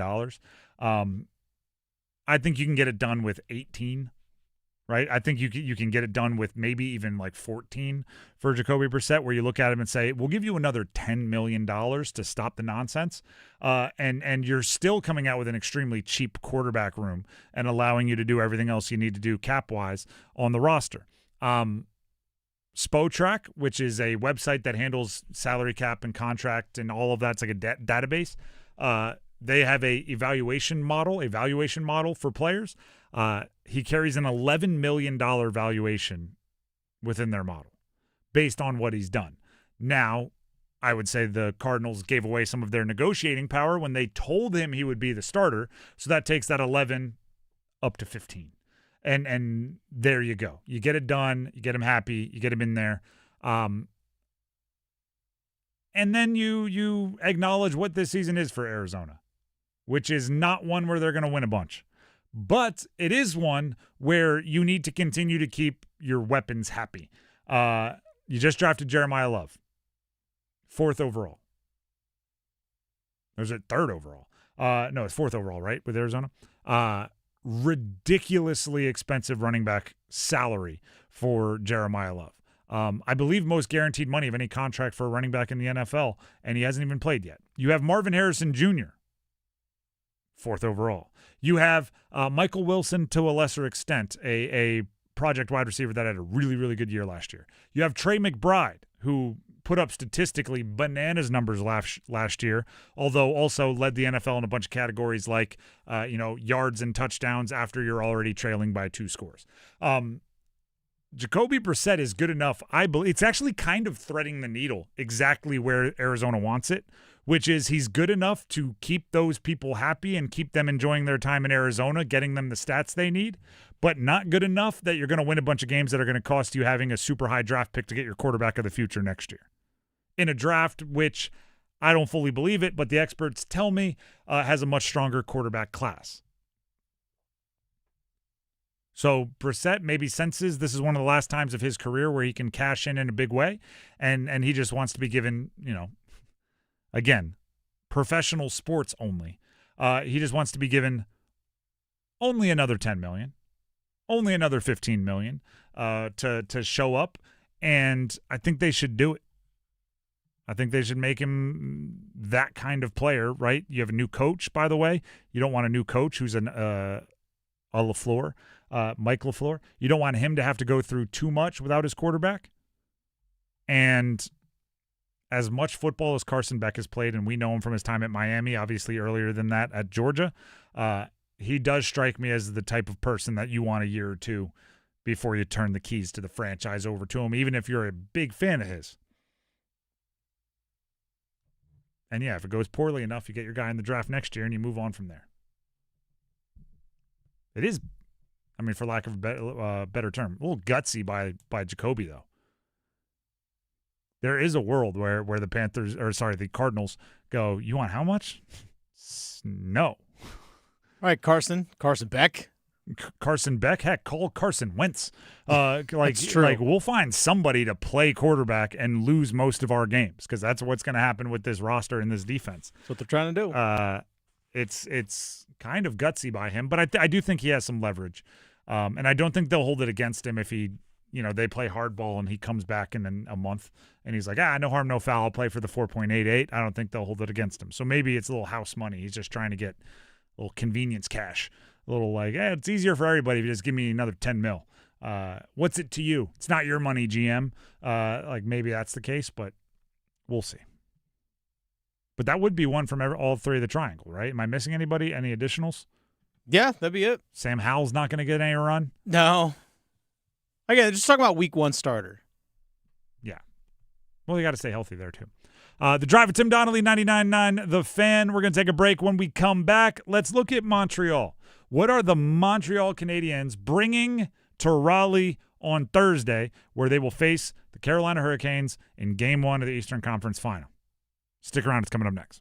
Hey, it's Adam Gold, and after every Hurricanes game, thanks to my friends at the Aluminum Company of North Carolina, we give you the Canes Corner podcast. In-depth analysis on what happened, why it happened, what's going to happen next, which players are those to look out for, and as we get deep into the playoffs, how can Carolina best position themselves to win a Stanley Cup? Canes Corner podcast, brought to you by the Aluminum Company of North Carolina, live on YouTube, and of course available wherever you get your podcasts. Is your heating and air system ready for the warmer weather? Call Newcomb & Company to ensure your system is running at peak performance. As a Comfort Contract customer, you'll get priority service and a 15% discount on all HVAC and plumbing service calls and repairs. Newcomb & Company, your Carrier factory authorized dealer, has proudly served our community for more than 70 years, delivering reliable comfort and peace of mind. Call 919-862-3000 or visit newcombandcompany.com.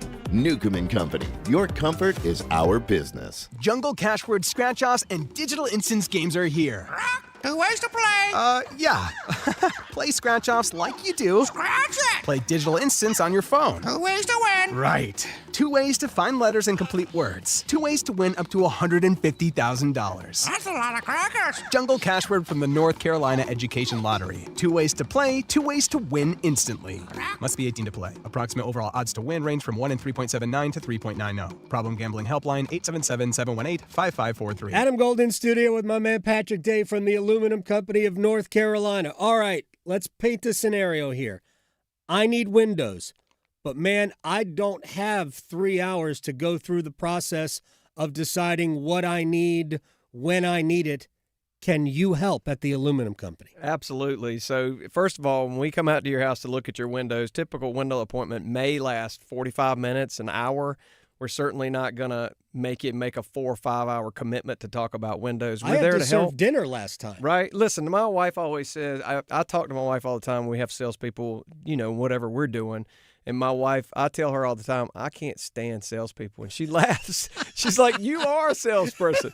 I'm like, well, the difference is I'm just having a conversation trying to help people get what they want. I'm not there to pressure you. You're just there to help you get in and out. And it's a pretty quick appointment. It's pretty efficient. So we're there to help you and make it quick. I can vouch for that. The Aluminum Company of North Carolina, online at aluminumcompany.com. If you've ever reached for a cheers when your favorite song comes on, you're ready to embrace the haze with Hazy Little Thing from Sierra Nevada. Hazy, citrusy, smooth, juicy but not sweet, hoppy but not bitter, America's best-selling hazy IPA for good reason. Hazy Little Thing, enjoy responsibly.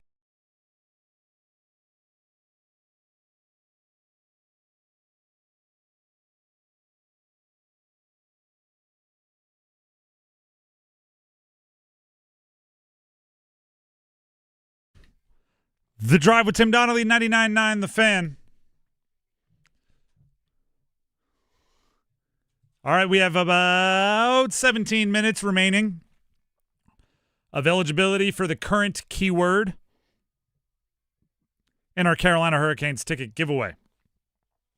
We have a pair of tickets, 2 tickets to Game 2 Eastern Conference Finals, and I'm going to tell you how you can gain your entries to win those tickets. Every hour, including all of our local programming. So next up with Paul Ihander, 9 to 10 a.m. weekdays. Today, tomorrow, as far as days go. So tomorrow's the last day for that. The Adam Gold Show, noon to 3, and this show, 3 to 6 for the rest of today and tomorrow. So every hour, you can gain an entry by texting in a keyword, which we reveal on the air. Earlier this hour, I did reveal the keyword for the 4 o'clock hour, Raleigh. So if you text Raleigh to 919-860-5326 within the next 15 minutes, you will gain this hour's entry and possibly win yourself some Canes playoff tickets. If you need to know how to spell Raleigh, that's fair. Glad you asked. R-A-L-E-I-G-H. Has to be spelled correctly, which is why I emphasize that, and has to be texted, not tweeted, not called in, has to be texted to 919-860-5326 by 5 o'clock. If you do that, you gain this hour's entry, and you can do that for all of the hours that I mentioned. This is some information that I'm just going to pass along. Okay. So Puckpedia tweeted out that the offer sheet tiers for this summer have been finalized. Oh, okay. Now, if you're unfamiliar, it is essentially there are certain players in the NHL, restricted free agents, where if they want to negotiate with other teams, they come with the agreement that you sign a contract, offer sheet, and the team that you play for currently can match that contract and you stay, or they can say, we're not matching that, go ahead. And then there's trade compensation, draft picks that would go back to the team that lost the player that is pre-decided based on how much money you're making. The tiers are a kind of arbitrary, right? 11.939 million, 9.551 million to 11.939 million. You don't need to know all that. You just need to know that the highest level is 4 first-round picks all the way down to either no compensation for a player making less than 1.5 mil, roughly, or a third-round pick for somebody making just slightly above that. Puckpedia put out a list of all of the teams that have the draft capital available to make offer sheets at each level. And I don't know how many there are that fit this, because there's different teams that are not eligible for different tiers. But the Canes can make every level of offer sheet if they want to. They have 4 first-round picks in the next 5 drafts, which, starting in 2027, which clears them for the highest level. They have 2 first-round picks in the next 3 drafts starting in 2027, as well as a second and a third pick in 2027, which is the next level down, and on and on and on. They can make every level of offer sheet, which is just another way they've kept their flexibility. By the way, those picks have to be your own picks. They can't be a pick that you have from another team. So if you traded one of those picks away, let's say you traded your third for a player, but you got a third back in another deal, then it doesn't work. They have to be your picks. Every once in a while, you see a team desperately trying to trade for one of their picks that they traded away back to give them the flexibility for something like this. The Canes have them all, which is good to know. That's just passing it along, like we talk about with the cap space they're going to have next year. We talk about with the flexibility they have after locking in Mark Jankowski as a potential fourth-line center.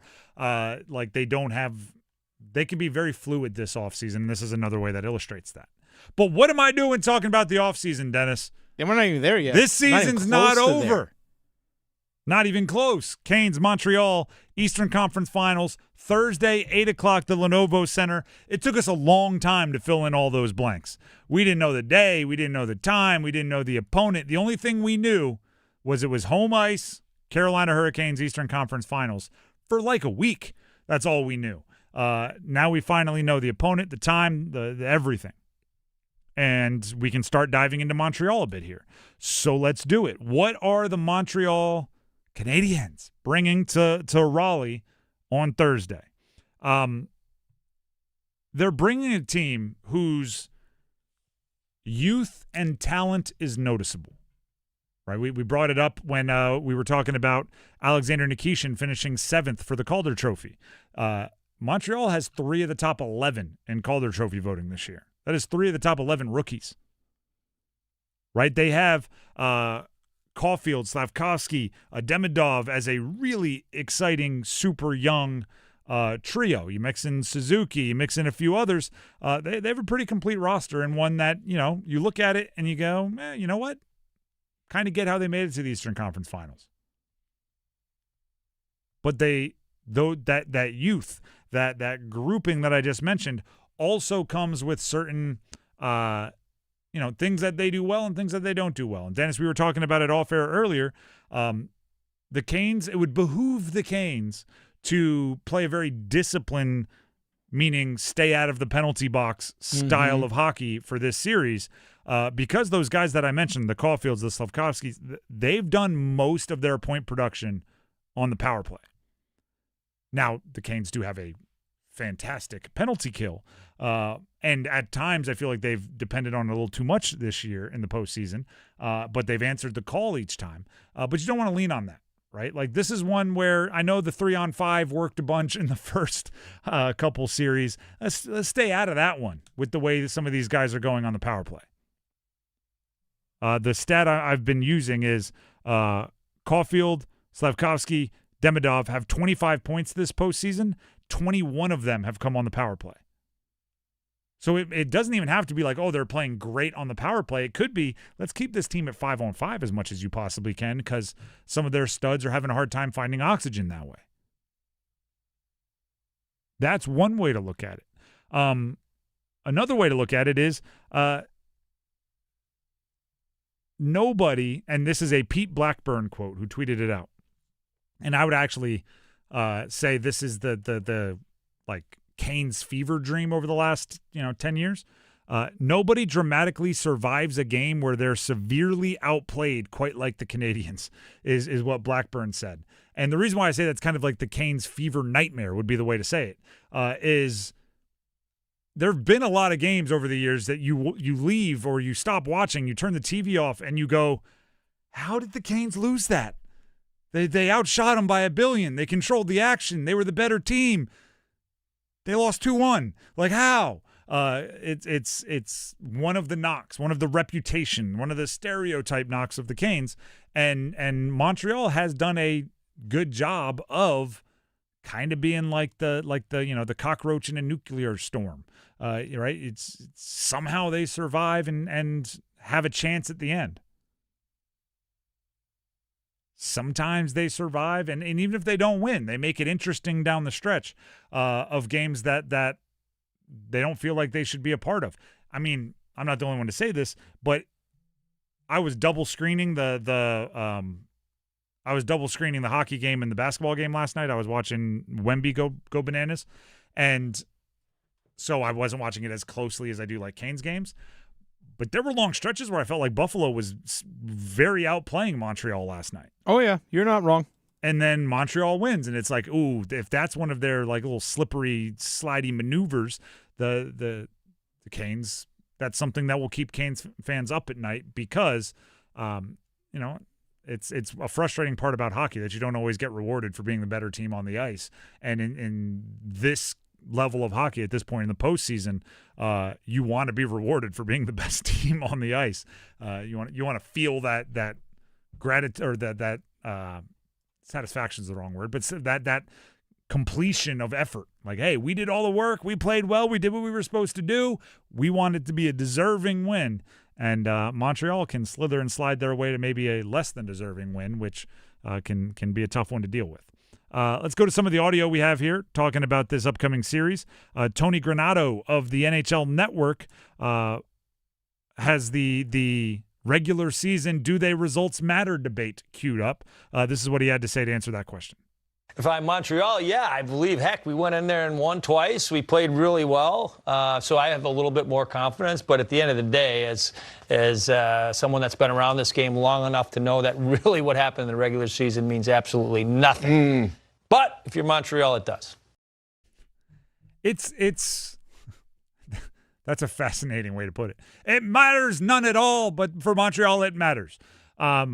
It's mental, I think, is where it comes into play the most. Having done something once, even though it's not the exact same, it gives you a little bit of confidence. And they're going to need a lot more than that. Tony Granato, NHL Network. The Habs have a chance to win it, but acknowledges it won't be easy.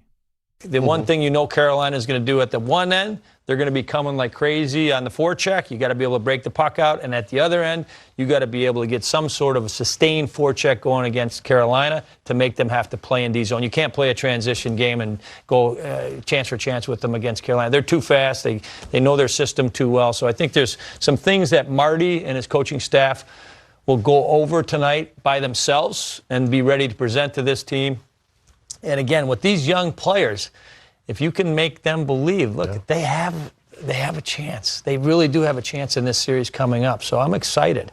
And with what and how Carolina's played so far, everyone looks at it and says they're going to roll over Montreal. That's not happening. I think it's going to be a lot more difficult for Carolina this round. Do you know what's kind of nice? Just it's convenient.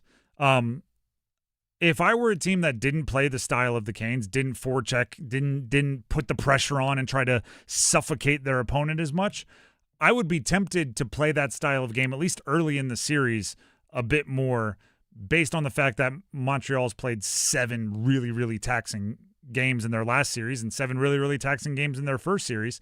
But the Canes don't have to change anything, right? If you want to exhaust a team, if you want to take advantage of heavy legs, if you want to fatigue a team, you play exactly like the Carolina Hurricanes already play. You just do exactly what they love to do, which is suffocate their opponents.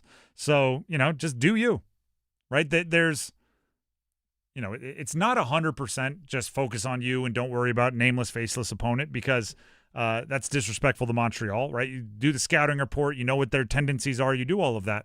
But if you're the Carolina Hurricanes and you play your A game, you win the series. I firmly believe that. If you play your A game and Montreal plays their A game, you win the series. So, all right, do all the details. Make sure you know your game inside and out. Make sure you know their game inside and out. But just take care of your business and you'll be fine.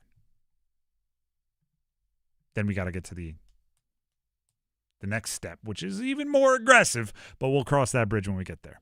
The Drive with Tim Donnelly, 99.9 The Fan. Before we move on and we get to the starting 5, Dennis has something he would like to tell you. I do. Dennis Coxer, real quick for Loan Pronto. Folks, those credit card interest rates, They're now over 29%, and most people are only making the minimum payments, so they're getting nowhere. But here's what many homeowners don't realize. Using the equity in your home, you can easily access hundreds of thousands in cash. With Loan Pronto's Rapid Equity Loan, you can pay your credit cards, you can pay off your credit cards, you can pay off your existing HELOC, your car loans, or maybe get money for that home improvement project. One client just got $100,000 approved, and they saved over $1,500 a month. And here's the best part. With Loan Pronto, you can do it all from your phone with zero out-of-pocket, no hard credit pull up front, no appraisal, no long drawn-out bank process, and no touching your first mortgage. Rates are at near 3-year lows, so act now. Go to loanpronto.com. See how much you can get in about 60 seconds. Loan Pronto, 2,800 5-star Google reviews. 919-381-1760 or visit loanpronto.com. Call 919-381-1760, loanpronto.com. Equal housing lender, NMLS 1661781, NMLSconsumeraccess.org. The Drive with Tim Donnelly, 99.9 The Fan, gets to the starting five, including latest developments in Mallard Creek's petition appeal to be men's track state champions. Stick around. One goal. Let's go, Canes! Slavin, he gets it to Hall. Hall whips it across. Blake with a shot. He scores! It's over! Hoist Lord Stanley's Cup. Oh, this is going to be fun, isn't it? Oh, yeah. Wow. Playoff hockey. Here we go. Here's a chance. Sebastian Aho in. Short hit back in. Scores! Oh, talk to me, Shorty! Carolina! The Triangle's official home for the Carolina Hurricanes. 99.9 The Fan, the Triangle sports leader. Hello, I'm John Heister for the Heister Automotive Group. And you know, we're constantly looking for ways to serve you better. One of the ways we do that is with something we call a Go-See. And that's where you select a vehicle from our inventory, and we have thousands, and we get one of our product specialists to bring that vehicle to you at your convenience. How do we do that? Well, it's simple. We have a group of employees that are evaluated based on the number of presentations they do. They're glad to do it. So it's just one more way we get off our keister and bring Heister to you. Give me a mountain with lots to do. Give me something simple and true. All I need is sunshine and that cool, refreshing Mountain Dew. So give me my good friends. Give me a Grab some ice-cold Mountain Dew today. Mountain Dew. Stop by Handy Hugo's for great deals on your favorite Mountain Dew products. Head to Handy Hugo's today. The NBA playoffs are underway, and now you can trade every game on Kalshi. You can also trade on who wins each series, the conference finals, and the championship. San Antonio is currently trading at 19% to win it all, meaning a $100 trade pays out over $500 if they take the title. On Kalshi, you're trading against other people in a live market. No house, no odds makers. And as odds move, you can buy in or out anytime throughout the postseason. For a limited time, download the Kalshi app and use code PASS to get $10 when you trade $10. KALSHI. Kalshi. Trade on anything. I'm attorney Brian Ritchie. Workers' comp can be tricky, but my law firm will be on top of all the complicated paperwork and sneaky deadlines so that all of your I's are dotted and T's are crossed. If you've been hurt on the job, I'm on top of it. Contact us at ritchielaw.com. Broadcasting live from the Eagle Leasing Storage Studio. WCMC HD1 Holly Springs. 99.9 The Fan. The Triangle sports leader. I'm WRAL meteorologist Pat Campbell. Another mild night. Temperatures dip into the upper 60s under mostly clear skies. Another record high possible Wednesday, 96 degrees with sunshine. Thursday, we're in the low 90s, but by Thursday afternoon and evening, we'll have the chance for scattered storms. 3 o'clock check of your money. Dow Jones at the closing bell today, down 322 points to 49,363. It's 5 o'clock. Time to serve up the biggest sports stories of the day. Here comes your starting five. The Drive with Tim Donnelly, 99.9 The Fan. Should I be nice to everybody trying to win the tickets, Dennis, before we get the starting five started? Or should I make them wait? Oh, he says be nice. We have the 5 o'clock keyword in our Canes playoff ticket giveaway. which means we're going to give you the full hour to submit your keyword by text. Has to be a text message to the number I'm about to give you. The keyword is Eastern. EASTERN. Eastern.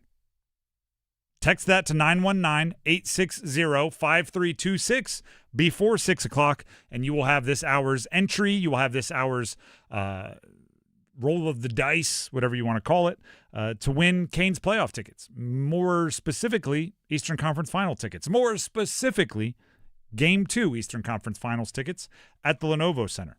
The keyword is Eastern, EASTERN, and the number to text it to is 919-860-5326. Now, a lot of you're doing a great job. We get to see the numbers of how many texts come in. I was very, very proud of our 5 o'clock hour yesterday, but I'm also very competitive. Like, as soon as you do something, you want more. So get your friends on it. You may not even know you could do that. You hear it. Oh, the keyword is Eastern. The number is 919-860-5326. Go to your group chats. Throw it in there. Make sure they say thank you. Maybe that's what you could do. You could go pass it around to everybody and say, if you win, you get a pair of tickets. You have to take me. That's what I would do. I would send it to everybody I know and go, if you win, I get to go with you. But the keyword is Eastern for this hour, and the number to text it to is 919-860-5326. Let's break the record from yesterday. I like big numbers, which is why we do the starting 5, where we can count all the way up to 5. So as we move on and get to the starting 5, we start with number 5. Count them. 1, 2, 3, 4, 5. One back pistol. BC coming with a two-man blitz. Brissett runs away from it. He's going to keep it 40-yard line, 35, and he spins down to about the 31-yard line for a first down. He needed 7. He picks up 18. Jacoby Brissett, former NC State quarterback, is, I mean, he's holding out for more money, which is kind of hilarious. And the only reason I say it's kind of hilarious is in March, according to ESPN, he didn't know he was going to be the starting quarterback. Kyler Murray was released, and it wasn't unbelievably obvious that he was the starting quarterback. It seemed like if you looked at the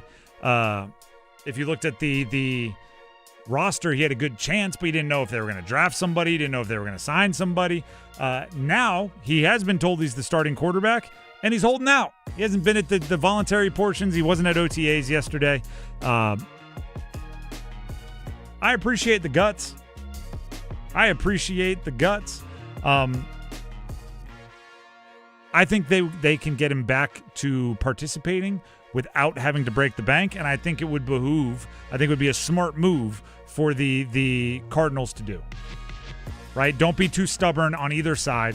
Get together, I don't know, toss him another 10 mil, toss him another 13 mil for this year. He'll still be one of the lower-priced, non-rookie contract quarterback starters in the league, and you get to build your team in a way that won't embarrass you this year. You get to have Carson Beck continue to develop and not be worried or not worry about him being thrown to the wolves. So that's what I'm looking at for the Cardinals. Just make an old NC State Wolfpack quarterback a slightly more rich former NC State Wolfpack quarterback. Also, he's making like roughly $4.9 million this year already. The NFL has come a long way in the last 30 years to where you're getting $5 million essentially, and you're going, oh, am I a journeyman that's maybe unlikely to hold on to the job for the entire year? Maybe. Is $5 million enough to get me at OTAs? Absolutely not. And I just pulled this up real quickly. In 2011, so now you're going to go back 30 years. 2011, he'd be the 24th highest paid quarterback in the league at $4.88 million. It's kind of wild. Like, not that long ago. No, not that long ago at all. Starting quarterbacks up and down, making about that much. Cam Newton, $4 million. That was obviously rookie Yeah, contract rookie Cam. deal. Rookie contract Cam. Let's move on. That's number 5. Let's get to number 4. 1, 2, 3, 4, all together. Bruh. Oh, aren't you nostalgic for high school sports? When everybody's just playing for the love of the game, you don't have all the NIL, the coaches aren't losing their jobs every loss to a rival. Players are grouped together by just where they live. The rivalries matter.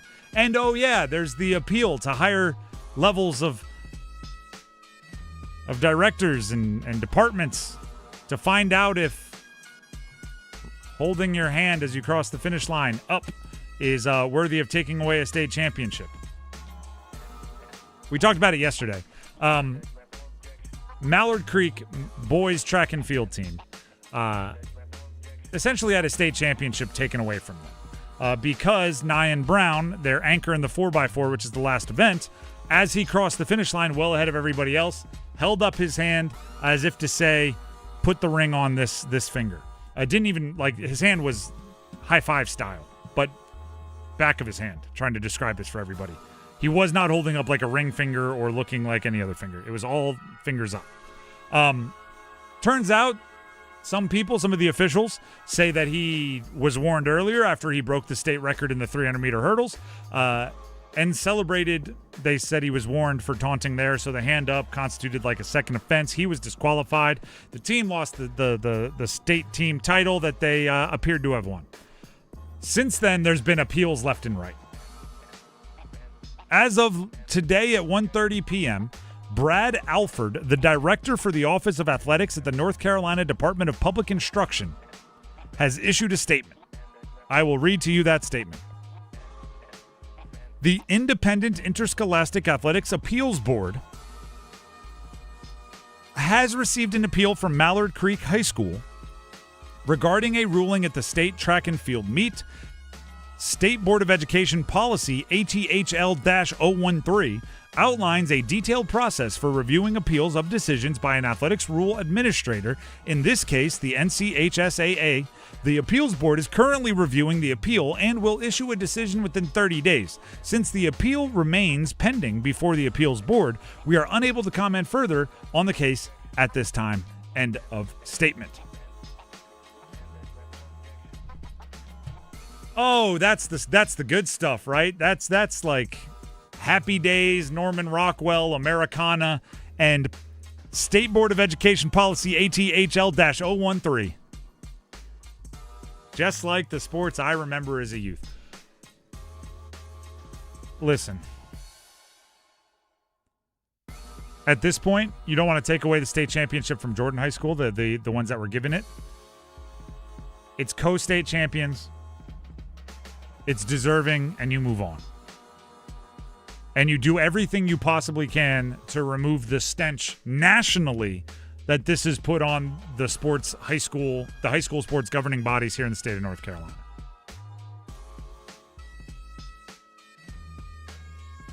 I'm flabbergasted that we've made it this far. Flabbergasted. You know what's the craziest part? And I'm sure this has been covered in a bunch of different places. I ran high school track. I know what most high school track meets are like. You have like a substitute teacher and a measuring tape doing the long jump. Like you have a parent holding up a flag for false starts. Like it is in most of them, and some of them, like you can set a state record that way. Like the rules are not exactly the most uniform across every meet in the entire state. And then you get to the state meet, and apparently you have like the eagle eye officials that are actual officials from USA Track and Field that are combing through everything and issuing warnings that the coach of Mallard Creek, by the way, says was never issued. Like there's a real he said she said going on there where we issued a warning, and the coach is saying no, you didn't. Like you can go find the video online. He's saying they didn't issue a warning. There's pictures of other people crossing lines, doing bigger celebrations than he did that weren't warned nor penalized. It's a real ridiculous situation is what I'm getting at. And I do want to emphasize this. and Dennis, you can correct me if I'm wrong because this is objective what I'm going to say. The celebration that he had both for his 300 hurdles and for the 4x4, I would not take anywhere near as insulting if I were another competitor in that race. Oh, no, not at all. They were not, we see it sometimes in sports where you're rubbing it in, pointing, laughing, making the joke at the expense of another competitor. These were very much celebrating he and his teammates' accomplishments, which I think is well within what you would expect a high schooler to do and appropriate for a high schooler to do in competitions like that. 30 days. The appeals board has 30 days. These people will be graduated by then. Let's do it before graduation. That should be the real deadline. That's number 4. Let's get to number 3. Spurs got numbers hungry now behind the plate. 5 on 4. Wemby's going to pull a deep 3. Oh my goodness. A logo shot. 28-footer. Ties it at 108. Victor Wembanyama, his logo is an alien. It fits. He is an unbelievable athlete. I know, he's playing like it's a video game or he's putting up a video game stat line is a cliche. I can't be the only one that has done this. Matter of fact, I would guess that most of us have done it at some point in time. Where, back in the day, you'd get NBA Live or you'd get like a college basketball video game or whatever. And the first thing you do is go create a player who is as tall as you can possibly make him. Yep. And then you give him guard skills and the ability to shoot threes, and it just looks hilarious. Just faster than everyone. Just ramp everything up. Victor Wembanyama's that guy. Victor Wembanyama, he pulled up. You just heard it. He pulled up for 3 like he's Steph Curry. That's like a borderline logo 3 in a clutch moment that looked natural for a 7'4" player, who some think is more like 7'5.5". It's like, I think it's funny. Steven Adams, Steven Adams, the big New Zealander, played on the Thunder for all those years. He has like the most half-court heaves in the NBA because he just doesn't care about his three-point percentage.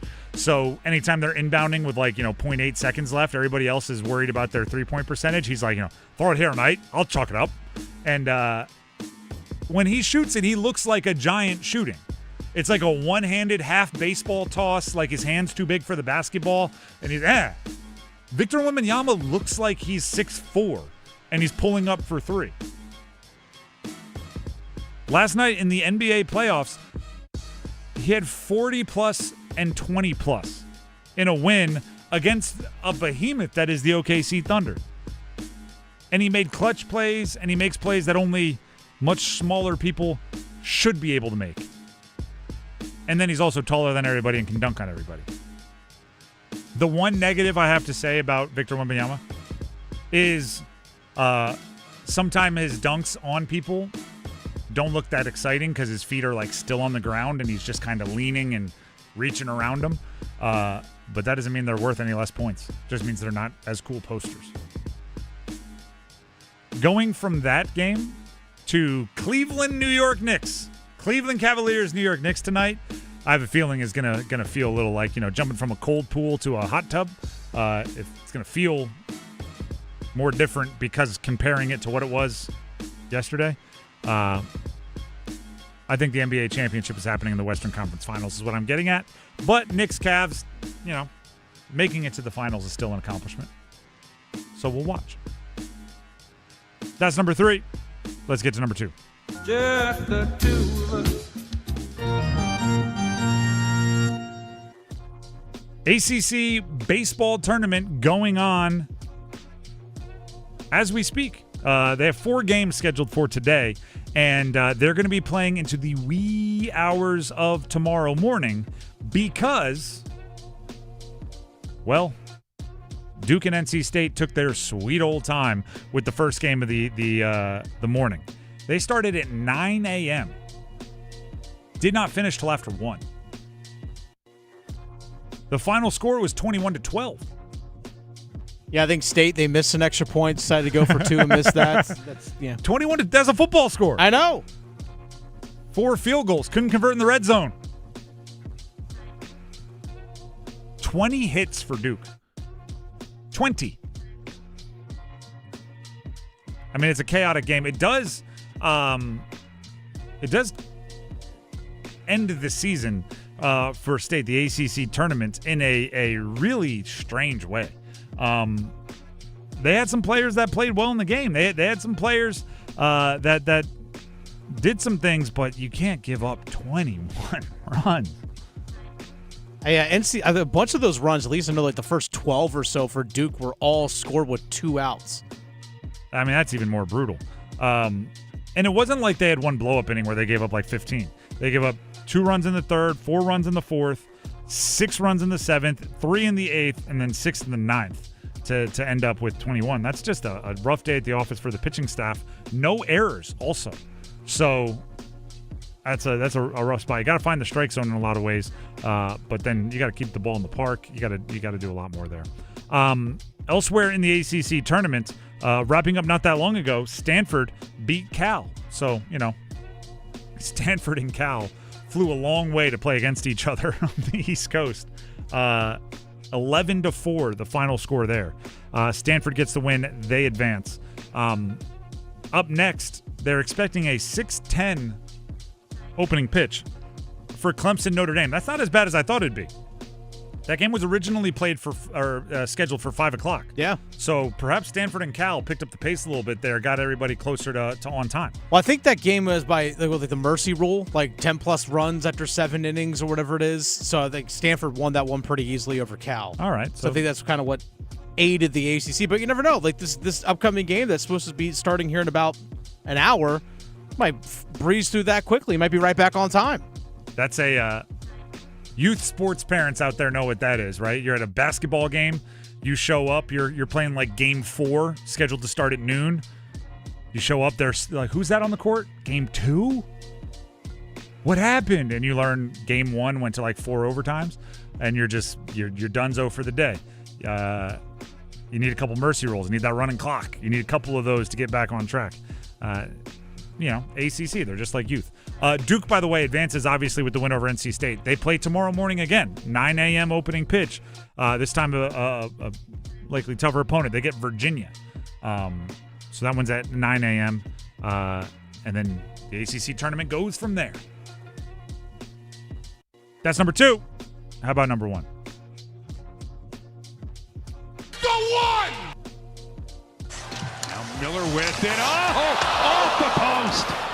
That would have started it there. Second post of the period. Carolina Hurricanes Thursday night, 8 o'clock at home. The opponent will be, after last night's Game 7 win over Buffalo in their second-round Eastern Conference playoffs matchup, will be Montreal. Montreal is a team, by the way, they're kind of unusual for the Canes now, right? Because everyone's like, oh, there's no Rangers, oh, there's no Panthers, oh, there's no Boston, whatever, all these teams that they run up against. I would not be surprised, the way these two teams are situated, if this becomes a relatively common pairing to make it this far in the postseason over the next, say, 10 years.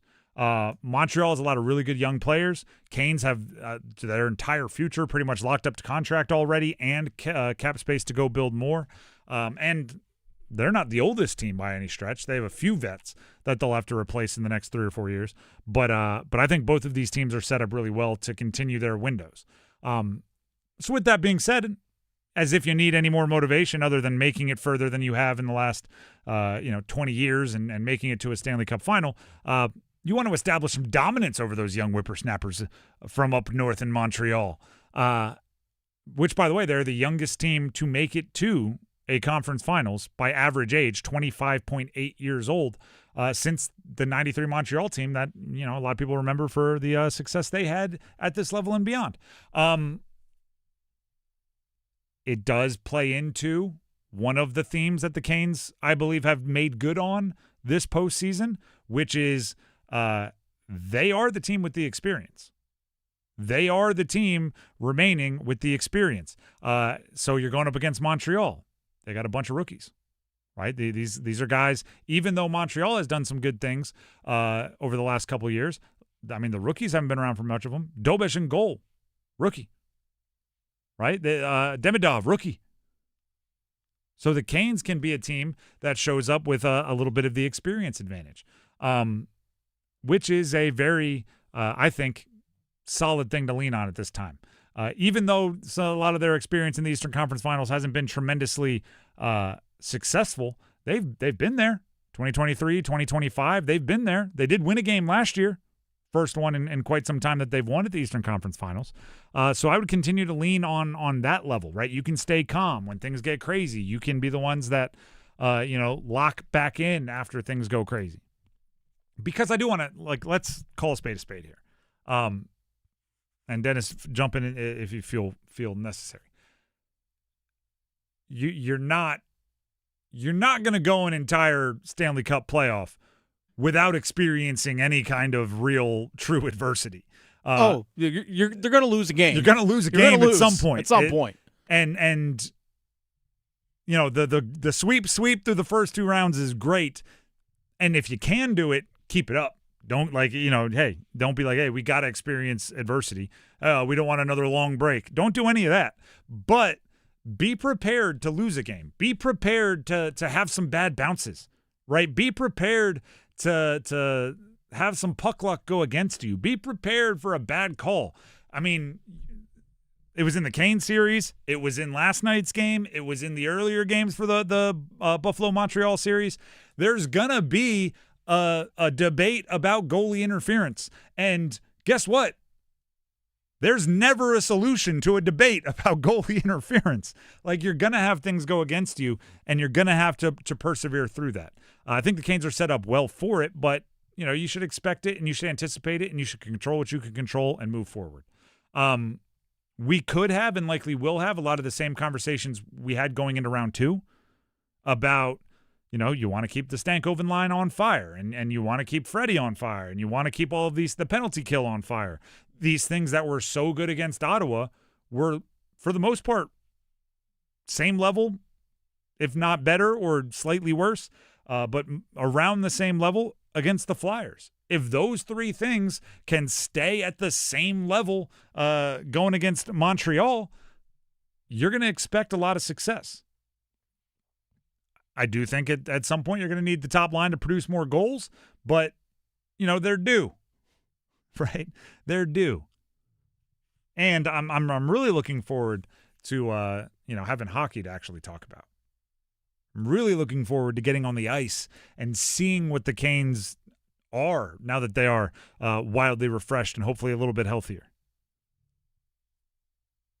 I mean, there was, and I'm not, Pat Welter does a great job, so I'm not making fun of the reporting. I think it more says about, how much has been said. There was a pretty big, narrative about the Canes yesterday about the types of candy that Seth Jarvis eats. And part of me was like, oh, that's funny. And he was playing into the bit, talking about hiding candy around his house. And he was playing into the bit. They had a good time. They were laughing and joking. So, again, not talking down on anybody for it. But part of me was like, oh, we desperately need hockey. When we start getting into the debate between Tootsie Rolls and Nerds Clusters, we desperately need on-ice hockey to talk about. And we are not that far from it. And by the way, the Canes weren't on the ice today. Dennis, you were hyperbolizing that today is probably a heavy film day for the Carolina Hurricanes. Yeah. I'm sure they even dabbled in watching both Buffalo and Montreal over the last week or so, because why not? But today's the first day where you're really diving in and beyond a shadow of a doubt what you're watching for. Rod said that he really, in terms of Buffalo, Montreal, is he really wasn't giving them really much of anything up until he actually knew who they were going to play, because he's like, why waste time looking at a team and putting thoughts into guys' heads about a team that you're not going to play? That's just a waste of time. Yeah, and so much is instinctive. You don't want guys going, was I supposed to do that against Buffalo or Montreal? Oh, but that was Buffalo. So and then it's too late by then. So I like that if they didn't. But I'm sure they watched the games at least live. Guys were. I'm sure. Why wouldn't you? Right? You got time to kill, and that's what's deciding your opponent. And now you know it's Montreal. Plenty of time to get to if-then statements and everything else, and we will do that as the week moves along. I do want to let everybody know that as long as the weather is allowable, as long as it's not one that makes it so we're risking equipment to be out there. For Game 1 on Thursday, we will be outside the plaza of the Lenovo Center, hopefully interacting with a bunch of you, a bunch of the listeners. But, if the weather says we can't, we can't. So hope the weather helps us out, gives us a good tailgating experience. The Drive with Tim Donnelly, 99.9 The Fan. We need numbers game contestants. Call in now for your chance to compete in the numbers game. The number is 919-860-5326. The prize for today is a pair of tickets to Session 6 of the soccer tournament, a.k.a. TST, at WakeMed Soccer Park on May 30th. In the past, there's been celebrities playing. Really, really good soccer teams get put together. The prize money that goes to the winner of the soccer tournament is enough to draw really interesting and impressive teams. $1 million. So Session 6, we have a pair of tickets going to the soccer tournament. That is May 30th, right at the end of this month. WakeMed Soccer Park. If you want the tickets and you want the glory that comes with winning the numbers game, call in now. 919-860-5326. That's 919-860-5326. Call in now to play the numbers game next. Move your sports day forward. Doubling the college football playoff from 12 to 24 teams is change for the better. ACC, Big 12, Big 10, all on board. More access to the title game and more moments for players to celebrate. A quick history lesson. You probably forgot the Natty was once determined by reporter polling with no game played, and that was less than 30 years ago. Get set up. Join Next Up with Paul Ihander. Mornings at 9 on 99.9 The Fan, the Triangle Sports Leader. Complete rules for all contests on Sports Radio, The Buzz, and 99.9 The Fan can be found during normal business hours at 3100 Highwoods Boulevard in Raleigh, or always online at 999thefan.com. If you're exhausted, not just tired, but worn down, this message is for you. I'm Brandon Giggling, president of Parkway Sleep Health Centers. Across North Carolina, many people wait months, sometimes over a year, just to start sleep care. That wait isn't normal, and it isn't necessary. At Parkway, most patients are seen within weeks, with virtual consultations and home sleep studies that remove unnecessary delays. Sleep care shouldn't have to depend on how long you're willing to wait. Parkway Sleep, your fastest path to better sleep. Start today at parkwaysleep.com. Sound sleep, sound health. Is your heating and air system ready for the warmer weather? Call Newcomb & Company to ensure your system is running at peak performance. As a Comfort Contract customer, you'll get priority service and a 15% discount on all HVAC and plumbing service calls and repairs. Newcomb & Company, your Carrier factory authorized dealer, has proudly served our community for more than 70 years, delivering reliable comfort and peace of mind. Call 919-862-3000 or visit newcombandcompany.com. Newcomb & Company. Your comfort is our business. Canes Hockey is back. Grab an ice cold Surfside to enjoy while you cheer on your Canes. Only 100 calories, 2 grams of sugar, and 0 bubbles, so easy to sip and enjoy. It's not a seltzer, it's Surfside. Official hard tea and lemonade of the Carolina Hurricanes. Must be 21. Please drink responsibly.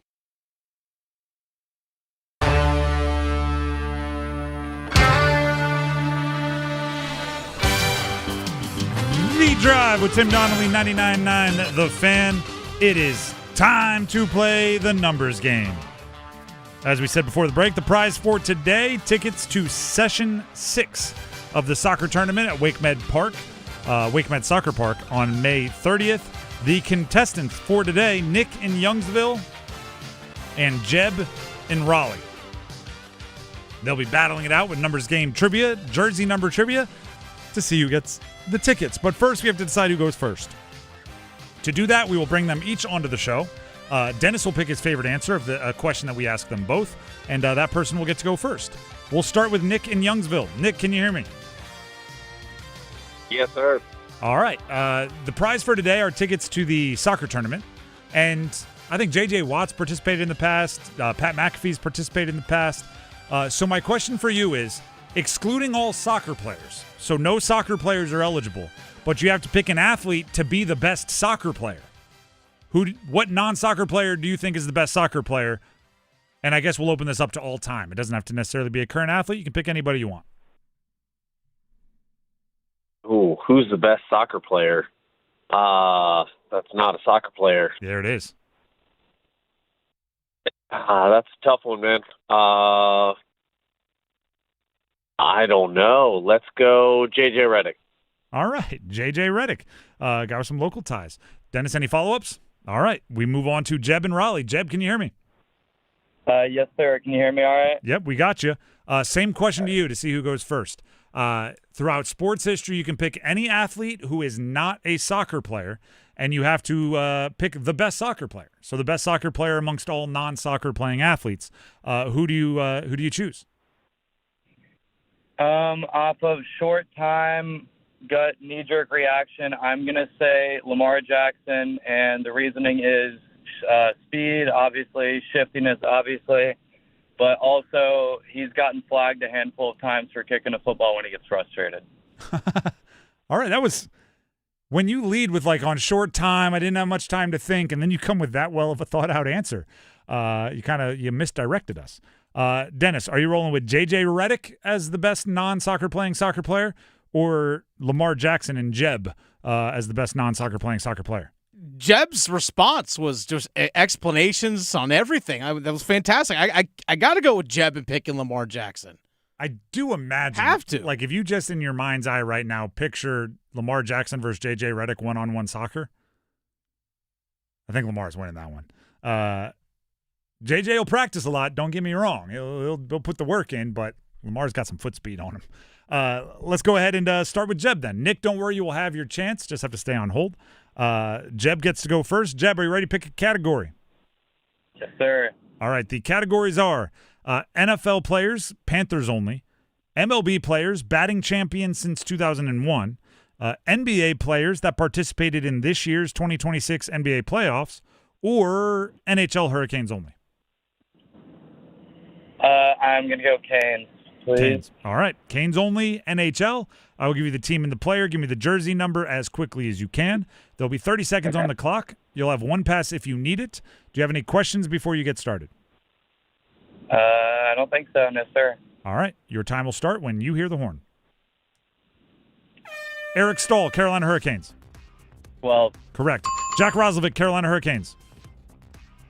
52. Incorrect. No. Dmitry Orlov, Carolina Hurricanes. Sorry? Dmitry Orlov, Carolina Hurricanes. Oh my gosh. 8. Incorrect. Jack Roslovic, Carolina Hurricanes. Pass. Jamie Storr, Carolina Hurricanes. Who? Jamie Storr, Carolina Hurricanes. Oh, God. 10. Incorrect. I didn't have to. Normally when someone gets it wrong, I say incorrect. I didn't have to do that for you because you went, no, that's wrong, as much as I did. Diehard Kane fan. I'm going to be honest with you, that last player, I knew Roslovic and I was drawing a blank, obviously Orlov, but that last one I don't think I recognized. You were close on Orlov. Roslovic, the reason people know his number is because he sold it to Mikko Rantanen for a Rolex and then took it back when Rantanen left. He wore 96 and 98. Orlov 7, so you were right to be in the single digits, and then Jamie Storr, the one who you didn't know was number 1. Orlov really got you, didn't it? You're upset with yourself for not knowing Orlov. I knew in the back of my mind, I knew he was a single digit, but I just couldn't really. I said 8, and I was like, that's Brent Burns. Dang it. You know what? Yeah, again, if you're trying to prove your bona fides as a Canes fan, I think you've done it. You just didn't do that great at the numbers game. So go ahead and stay on the line. We'll see if 1 is enough to hold up for Jeb.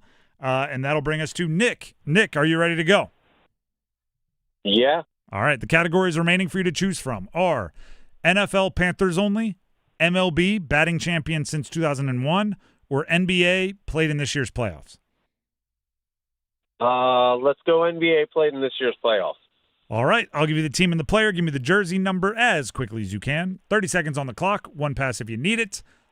You do need at least 2 for the win. Do you have any questions before we get started? No. All right. Your time will start when you hear the horn.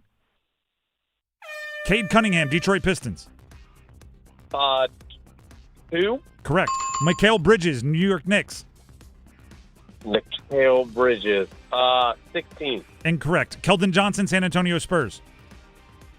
Oh, that's a 8. Incorrect. Mikal Bridges, New York Knicks. Mikal Bridges. 16. Incorrect. Keldon Johnson, San Antonio Spurs. 7. Incorrect. It would have been good. You got it in just before the buzzer, but incorrect. Cunningham, 2. You got it. Bridges, 25 is what we were looking for. 25. Keldon Johnson, Yep. 0 or 3. So you were in the right neighborhood of single digits there. Unfortunately, ties go to whoever goes first. So you are not the winner, but hopefully you had some fun. Well, I did. Thank you. Thank you. And that means Jeb, by way of tiebreaker, you are the winner. Congrats. Awesome. Thank you. You're very welcome. Go ahead and stay on the line, and Dennis will make sure you get your prize of those soccer tournament tickets. Thank you, sir. Go Canes. Go Canes. There you go. I do feel like he really wanted to prove to everybody his like bona fide Canes fandom. Like he desperately was like, no. I know Burns. I know this guy. I know that guy. We got it. I respect it. I want, you want your buddies to know. And you didn't even know it at the time, but it was good enough to get the win. So you're also heading to the soccer tournament and bringing a friend. Pair of tickets to session 6. I hope everybody can win. That's obviously not how it works. Everybody doesn't get a trophy, but everybody can give yourself the best chance to win. Think about that. We have another way you can win. How about this? Keyword. Okay, this is our Canes playoff ticket giveaway. We've been doing this for each round of the postseason. And for this one, the Eastern Conference Final, once an hour. Tomorrow is the last day. So the 9 to 10 o'clock a.m. hour tomorrow, and then every hour from noon to 6. Here on 99.9 The Fan, you can hear a keyword on air, then run to your phone, text in that keyword to the number I'm about to give you, and that will be an entry. That will be a chance to win Game 2 Eastern Conference Finals tickets. And the more you, there's no limit, right? Limited by the hours. But you can do it every single hour and get as many chances as you possibly can.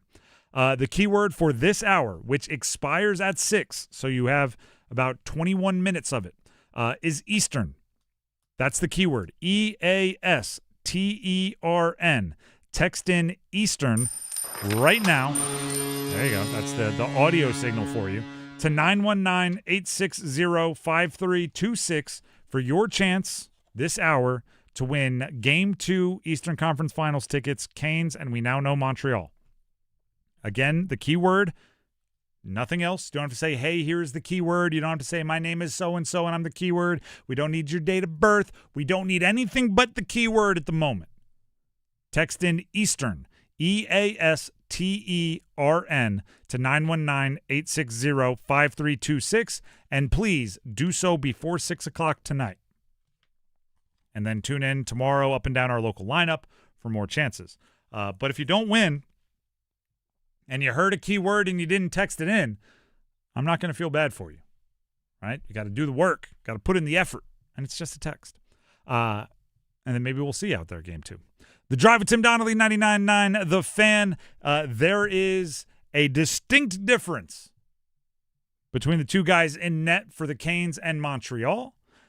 Many distinct differences, but they're both playing pretty well. Freddie, Dobish. We break it down. Coming up next, right here on The Drive. Evan, Canty, and Michelle are unsportsmanlike. Let me wait until all of those other quarterbacks do their deals to see what the high water mark is for the quarterback market, and then I'll decide what I want in terms of the Baltimore Ravens giving me a deal, what I want it to look like, and I'll also decide whether or not I'm happy here in Baltimore with new head coach Jesse Minter. Mornings from 6 to 9 on 99.9 The Fan, the Triangle Sports Leader. Adam Gold in studio with my friend Ryan Monsine from the Aluminum Company of North Carolina. Because you guys do everything for the exterior of your home, these things can add up. And there are a lot of people who think, I can't afford this. How can the Aluminum Company make it easier? Yeah, well, Adam, we have plans that are 12 months, 0 interest, and 0 payments for 12 months, which make it super affordable for people to do anything on their home, whether it's windows, siding, doors, roofing, gutters, any kind of exterior home improvement. The Aluminum Company has financing plans that can fit in your budget and make it easy. So wait a second. I can get everything done, no interest, and no payments for 12 months? Yeah, and you get a lifetime warranty once the project's done. I get a lifetime warranty once the project is done? Yes, sir. What about my down payment? No down payment, no What? deposit. No down payment, no deposit. No payment until the project's done. No payment till the project's done. Exactly. Where do I sign up? Aluminum Company of North Carolina, aluminumcompany.com. Jungle Cashword Scratch-Offs and Digital Instance games are here. 2 ways to play. Yeah. Play Scratch-Offs like you do. Scratch it. Play Digital Instance on your phone. 2 ways to win. Right. 2 ways to find letters and complete words. 2 ways to win up to $150,000. That's a lot of crackers. Jungle Cashword from the North Carolina Education Lottery. 2 ways to play, 2 ways to win instantly.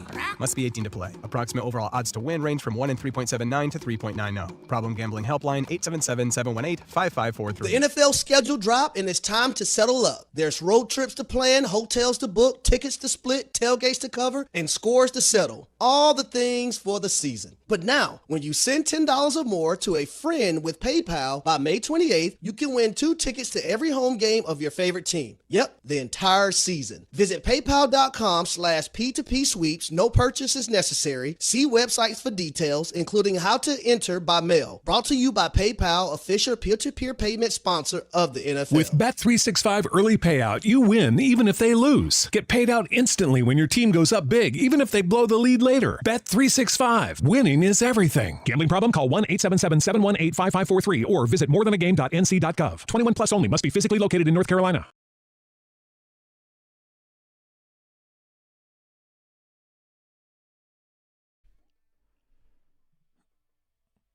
This is The Drive with Tim Donnelly on 99.9 The Fan. I've yet to ask my personal favor of the day, so I'll do that right now. Please subscribe to our YouTube channel, 99.9 The Fan on YouTube. Hit the little subscribe button, set alerts, do the whole thing, and tell your friends. We are, as I often say, growing a community of like-minded sports fans. You want to mix it up. You want to debate. You want to prove your point. You want to make your argument. You want to make predictions and then gloat when you're right and take the proper accountability when you're wrong. And you want to do it all surrounding the teams that you care most about, which are the ones from this area. So we are building that in our YouTube channel. Please subscribe. Please tell your friends about it. Grab a video that you particularly like, a piece of content that you particularly like. Throw it in your group chat. Say, hey, check this out. We will be eternally grateful. And just to put it on Front Street, when we do hit those big round numbers of subscribers, I think we did it for 10,000, 20,000, whatever's up next, maybe 25,000, I don't know. We usually have pretty cool giveaways. We did a Seth Jarvis signed puck. We did a Derek Brown signed something. We make sure that we thank you guys as you help us grow that YouTube following. So 99.9 The Fan on YouTube. Please subscribe. Download the app. Do all that. But for right now, I'm just asking you to follow on YouTube. Subscribe on YouTube. The Drive with Tim Donnelly, 99.9 The Fan. So much of postseason hockey comes down to goaltenders. For right or wrong, so much comes down to goaltenders, right? It's like pitching in the postseason, right? It's just one of those things that matters a lot. And I saw that from a Canes perspective. It was the number one cited reason that Canes fans wanted to face Buffalo over Montreal. I put out a poll, it feels like a couple weeks ago now. Maybe it was. Actually, definitely was a couple weeks ago. Right at the end of the Carolina Hurricanes sweep of Philly, I said, all right, who do you want, Buffalo or Montreal in the Eastern Conference Finals? And the overwhelming majority wanted Buffalo. And the most cited reason for that was Jacob Dobish. The goalie for Montreal has been playing well, and that right there is kind of enough to sway you as far as who you want to play against, right? And then you add in that Buffalo's goaltenders were a little leaky or maybe less settled, it became a very talked about thing. So now you don't get to choose who you play. You're playing Montreal. You got to deal with Dobesh. And the numbers say he's playing pretty well, right? The numbers say he's playing pretty well. Matter of fact, if you go to most goalie statistics this postseason, the two at the top are Freddie and Dobesh. And we know how well Freddie's been playing. The irony is some of those stats that you sort by aren't like per game. They're just raw totals. And Freddie's played in 8 games and Dobesh has played in 14. So it's not exactly apples to apples there. But even when you go to like goals save above expected per 60 and things like that, oftentimes at the top it's Freddie and Dobesh. So you're going to get a good goaltender. You're going to get a young goaltender that's playing well. You're going to get potentially a tired goaltender, but you're going to get a goaltender that's played well against you if you do count anything for those regular season games. There's a few stats I'm going to point out. Dobesh has played 858 postseason minutes this year. Freddie has played 537 and change, right? It's like 537.18 or whatever it is. I'm just rounding it to the make it easy. That's 321 more minutes. 321 more minutes for Dobesh than Freddie. That's like 6 games almost. That is an insane amount of time. And, as I often point out, and I think a lot of people do, goaltending is mentally, I can't even imagine how mentally exhausting it is. I've never played the position, but the amount of focus that you need to like will yourself into, whether you're being peppered with shots or not, is incredible. The amount of mental gymnastics you have to do if you give up a goal to be just as locked in. Right? I played football, and guess what usually happens after you make a really bad mistake in football? You go sit on the bench while the offense or defense of your team goes out there and has to do a series, right? You get time to figure it out. You get time to work yourself out of it. You get time to talk to your coach about what you missed. A goalie gives up a goal. You might lose the faceoff and be facing a shot in like 4 more seconds. Like you have to be locked in and ready. The mental discipline you need is crazy. 321 more minutes? 321? That's a ton. And you ready for this, Dennis? I did this math. Go on. I did this math right during our last commercial break. Shots against this postseason. Dobesh, 399. Freddie, 201. It's almost 2 times as much. If we call 399 400 because we're lazy, we call 201 200 because we're lazy, it's 2 times as much. Now, I know that there are some of you out there, and I would be doing this if I were Montreal. You spin it as like he's in rhythm. You spin it as he's got the momentum and all those things, and Freddie's going to be rusty or he hasn't been worked over as much. I find it very hard to believe that in a sport where the postseason is routinely described as more of a marathon than a sprint, having a guy playing as well as Freddie be as rested as Freddie is, low tread on the tires for this postseason, I find it hard to believe that's anything other than positive.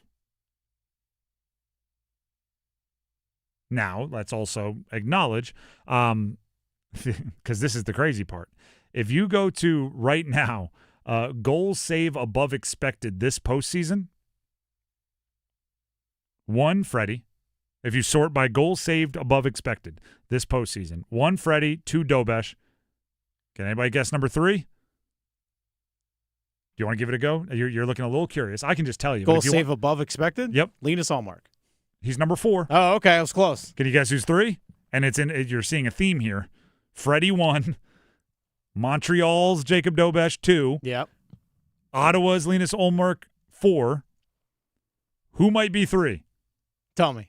Philly's Dan Vladar. Dan Vladar. Go figure. So the Canes have literally gone through 2 of the top 4 goalies in goals save above expected this postseason, and now are facing the other of the top 4 goalies in goals save above expected this postseason, and they can't face the 4th because it's their own guy. So they're going to have to once again, right, play their game and draw their chances, but they're going to have to beat a guy that's playing well between the pipes, just like they did in the first 2. You could argue the only reason those first 2 series, even though they were sweeps, were competitive within most of the games is because Vladar and Ullmark were doing what they were doing between the pipes. Right? If they weren't playing exceptional, those series may have been, not only sweeps, but over going into the third period a bit more often. So those guys played well. They're going to have to do it again against Dobesh. I wouldn't expect to go in here and get any less goaltending play than you saw in the first 2 series. And likely with a team that's playing a little bit better, a little bit more in rhythm as far as the skaters go than either of the teams you faced in the first 2. It's only going to get more intense from here, but it's a worthy challenger, if you will, between the pipes for Montreal. If you look at that series against Tampa Bay, looking versus the series against Buffalo for Dobish. Dobish save percentage against Tampa Bay against 7 games, have 4 of them go to overtime, save percentage of .923, and a goals against about just over 2. It's 2.03, roughly. That's good. It is very good. But if you go to the series against Buffalo, this is where, again, I think there might be a little bit of wear and tear that's building up here. Save percentage against Buffalo is .897. Now, granted, there was also that terrible Game 6 included in that as well, but it is what it is. But he had an .897 save percentage and a goals against of just over 3. The numbers did decline. And I mean, I knew it, but when you said it, it still flabbergasted me. 4 games going to overtime is crazy in a 7-game series. I don't. Actually, I'll ask you this. How much do you think that Game 6 matters? The Game 6 loss to Buffalo? Yeah, where he gave up a whole bunch of goals, and it skewed his stats, and it did all those things. Because, logically, you could look back and say, I've played 14 games, and 13 of them were pretty darn good. But kind of recent, kind of in a game you would have really liked to have won. Mm-hmm. You had some like, not like hey, there's a small leak in the corner. You kind of had the pipes burst on you a little bit on that one. Yeah, he gave up three or more goals. I actually only gave up 3 goals. Let's see, 1, 2, 3 times against Tampa Bay, and he gave up the 3 goals at least 3 times again against Buffalo as well. So I mean, I don't know. He's been great as a whole, but I also wonder as well, it's just again like, how much is the wear and tear is taking place? Because he gave up 3 goals in Game 5, even though they won 6-3 against Buffalo. He gave up 3 in that game. But then he gave up the 6 goals in Game 6, and then he gave up a pair in last night's game as well, where, he was outstanding. Yeah. But I'm wondering as well, 14 straight starts, and let's see, 5 of those starts have gone into overtime? It's a lot. It's a lot. But I focused on the mental fatigue. That's also just like physically taxing. That's also just I'm tired thinking about that. Yeah.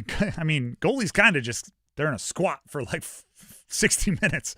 It's just tiring. I think you mentally got to ramp yourself back up. I mean, Nick Suzuki for Montreal played the most minutes of his career in a game. If you listen to the broadcast last night, they were tracking who and how many of the Montreal players were either passing or getting close to their all-time high in minutes in a single game.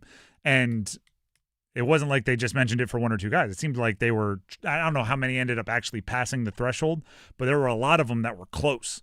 And don't forget, a lot of these guys are rookies.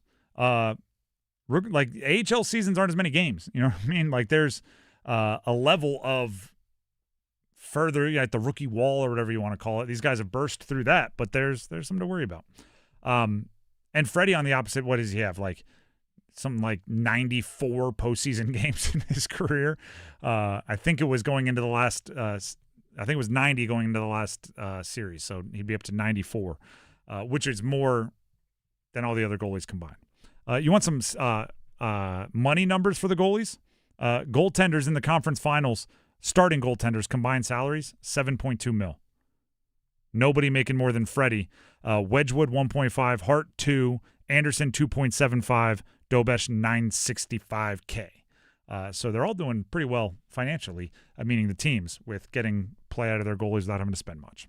The Drive with Tim Donnelly, 99.9 The Fan. One more quick reminder, you have 4 more minutes. Keyword Eastern, EASTERN. Text it to 919-860-5326 within the next 4 minutes to gain this hour's entry for Canes tickets. Game 2, Eastern Conference Finals tickets. You can gain this entry. Eastern. Text it right now. 919-860-5326. Overdrive is up next. We'll see you tomorrow. One day closer to Eastern Conference Finals hockey. See you tomorrow, everybody. The Adam Gold Show. Until we pay Bryce Young, I need to see him actually be the reason why Carolina wins multiple games. It's not that he can be a quarterback that allows you to win. I need him to be the reason you do win. And that means maybe multiple games with 200 or more passing yards or 300 or more passing yards. When we get to that point, then you can pay him top quarterback money. The Adam Gold Show, weekdays starting at noon on 99.9 The Fan. Give me a mountain with lots to do. Give me something simple and true. All I need is sunshine and that cool, refreshing Mountain Dew. So give me my good friends, give me a Grab some ice-cold Mountain Dew today. Mountain Dew. Stop by Handy Hugo's for great deals on your favorite Mountain Dew products. Head to Handy Hugo's today. Wesley Financial Group is not a law firm. I'm Chuck McDowell, founder of Wesley Financial Group. Did you buy a timeshare because they told you it was a great investment? That's a lie. Most timeshares can be bought online for $1. To find out what your timeshare is worth and to cancel it, call us today and we'll send you our timeshare exit kit free with all your options for cancellation. Call Wesley for your free exit info guide. 800-771-1300. That's 800-771-1300. With other language learning apps, I was just playing games. I wasn't really learning. Babbel's different. Babbel was designed by over 200 language learning experts to be the most effective way to learn another language. Every time I open the app, I can choose to work on my writing, speaking, or listening. And it saves my mistakes for me to review, so I'm constantly improving. Before Babbel, I thought I just wasn't good with languages. But now I'm speaking French. Tout ça, c'est grâce à Babbel. Save up to 50% on your Babbel subscription when you sign up at Babbel.com. Babbel.com. T-Mobile has an exclusive bundle for customers 55 and up. I'm Sarah Bowl. Yeah, I'm Frank Bowl. A reliable network is key for us. And with T-Mobile, it's been wonderful. And going to the 55-plus plan saved us so much money. A lot. And that's important, trying to keep costs down. The home internet's been perfect. It's fast, it's quick. The setup was so easy, it took less than 15 minutes. It was like, ta-da! If you want simplicity, coverage, reliability, you want the whole package, T-Mobile has it. Right now, T-Mobile customers 55 and up can get 2 phone lines on America's best network, plus America's fastest 5G home internet for just $30 each. $30 per month each line with autopay plus taxes and fees. Minimum age 55. Pricing for home internet rely on 2 lines of Essentials Choice 55. $35 connection charge per line required. Best mobile network and fastest 5G home internet based on analysis by Ookla of Speed Test Intelligence data 2H 2025. All rights reserved. I'm attorney Brian Ritchie. Getting hurt in a car wreck comes with all kinds of stress and frustration. But when you call me, I'll be on top of all of it. So all you need to worry about is getting better. If you've been injured in a car wreck, I'm on top of it. Contact us at ritchielaw.com. Broadcasting live from the Eagle Leasing Storage Studio. WCMC HD1 Holly Springs. 99.9 The Fan. The Triangle Sports Leader.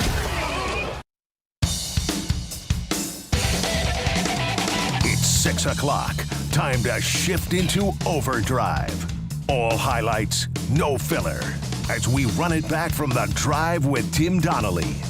Carolina Hurricanes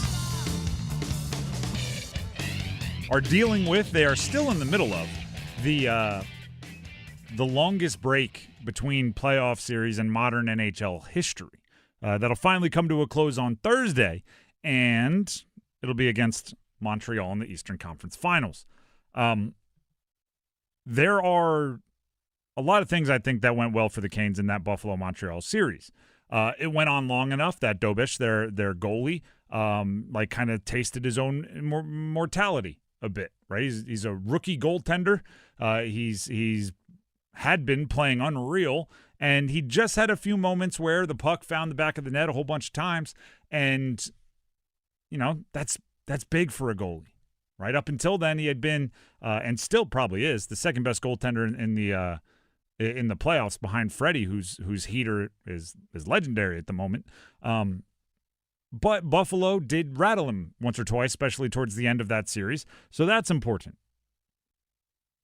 Also, Alex Newhook, who is the man of the hour for Montreal, scoring unbelievable goals. Punching tickets, legendary, all the stuff you do in, like, if you're playing pond hockey when you're announcing yourself, like, it's overtime, blah, blah, blah, blah. Like, that's what Newhook's been doing. I'll read a quote from some of his postgame. It's a crazy feeling, a lot of emotion, yada, yada, yada. I'll yada over the middle. He ended it with, it took everything we had to get through this series. Is that not music to the ears of Carolina Hurricanes fans everywhere? That Montreal is like, we had to completely empty the tank. We had absolutely nothing left. It took everything we had to get through that series.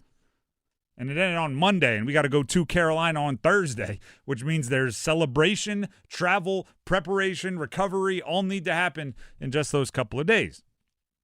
So right there, big part of the game.